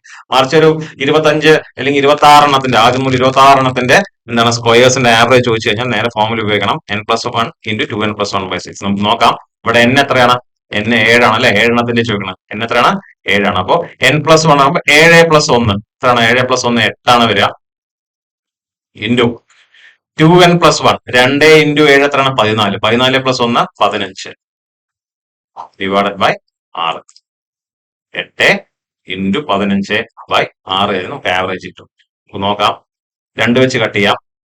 3 തവണ പോവും. ഇതിൽ 4 തവണ പോവും. 3 15 എത്ര തവണ പോവും? 5 തവണ പോവും. സോ ആൻസർ എന്തായിരിക്കും? 4 into 5 20 ആയിരിക്കും ആൻസർ. എത്രയായിരിക്കും? 20. ഓക്കെ. അപ്പൊ ആവറേജിൽ കുറച്ച് ഇങ്ങനത്തെ ഫോർമുലാസ് ഉണ്ട്. നമുക്കറിയാം average equal total by numbers എന്ന് അറിയാം. അങ്ങനത്തെ ക്വസ്റ്റ്യൻസ് നമുക്ക് ചെയ്യാറിയാം. ഇങ്ങനത്തെ നാച്ചുറൽ നമ്പേഴ്സിന്റെ, ഓഡ് നമ്പേഴ്സിന്റെ, ഈവൺ നമ്പേഴ്സിന്റെ, സ്ക്വയർ നമ്പേഴ്സിന്റെ ഫസ്റ്റ് മുതലുള്ള ചോദിക്കുകയാണെങ്കിൽ ഫോർമുലാസ് നമ്മൾ പഠിച്ചു വെക്കണം. അപ്പൊ എല്ലാവർക്കും ക്വസ്റ്റ്യൻ പേപ്പർ, ഒന്നാമത്തെ ക്വസ്റ്റ്യൻ പേപ്പർ അവസാനിക്കുകയാണ്. എല്ലാവർക്കും താങ്ക്സ്. നമുക്ക് അടുത്ത 4 ക്വസ്റ്റ്യൻ പേപ്പേഴ്സും ഇതേപോലെ തന്നെ നിങ്ങൾ ശ്രദ്ധിച്ചിരുന്ന് കേൾക്കുക. ഇതിനോടനുബന്ധിച്ചുള്ള ക്വസ്റ്റ്യൻസ് കൂടെ നിങ്ങൾ ചെയ്ത് നോക്കുക. ഓക്കെ. അപ്പൊ എല്ലാവർക്കും താങ്ക് യു.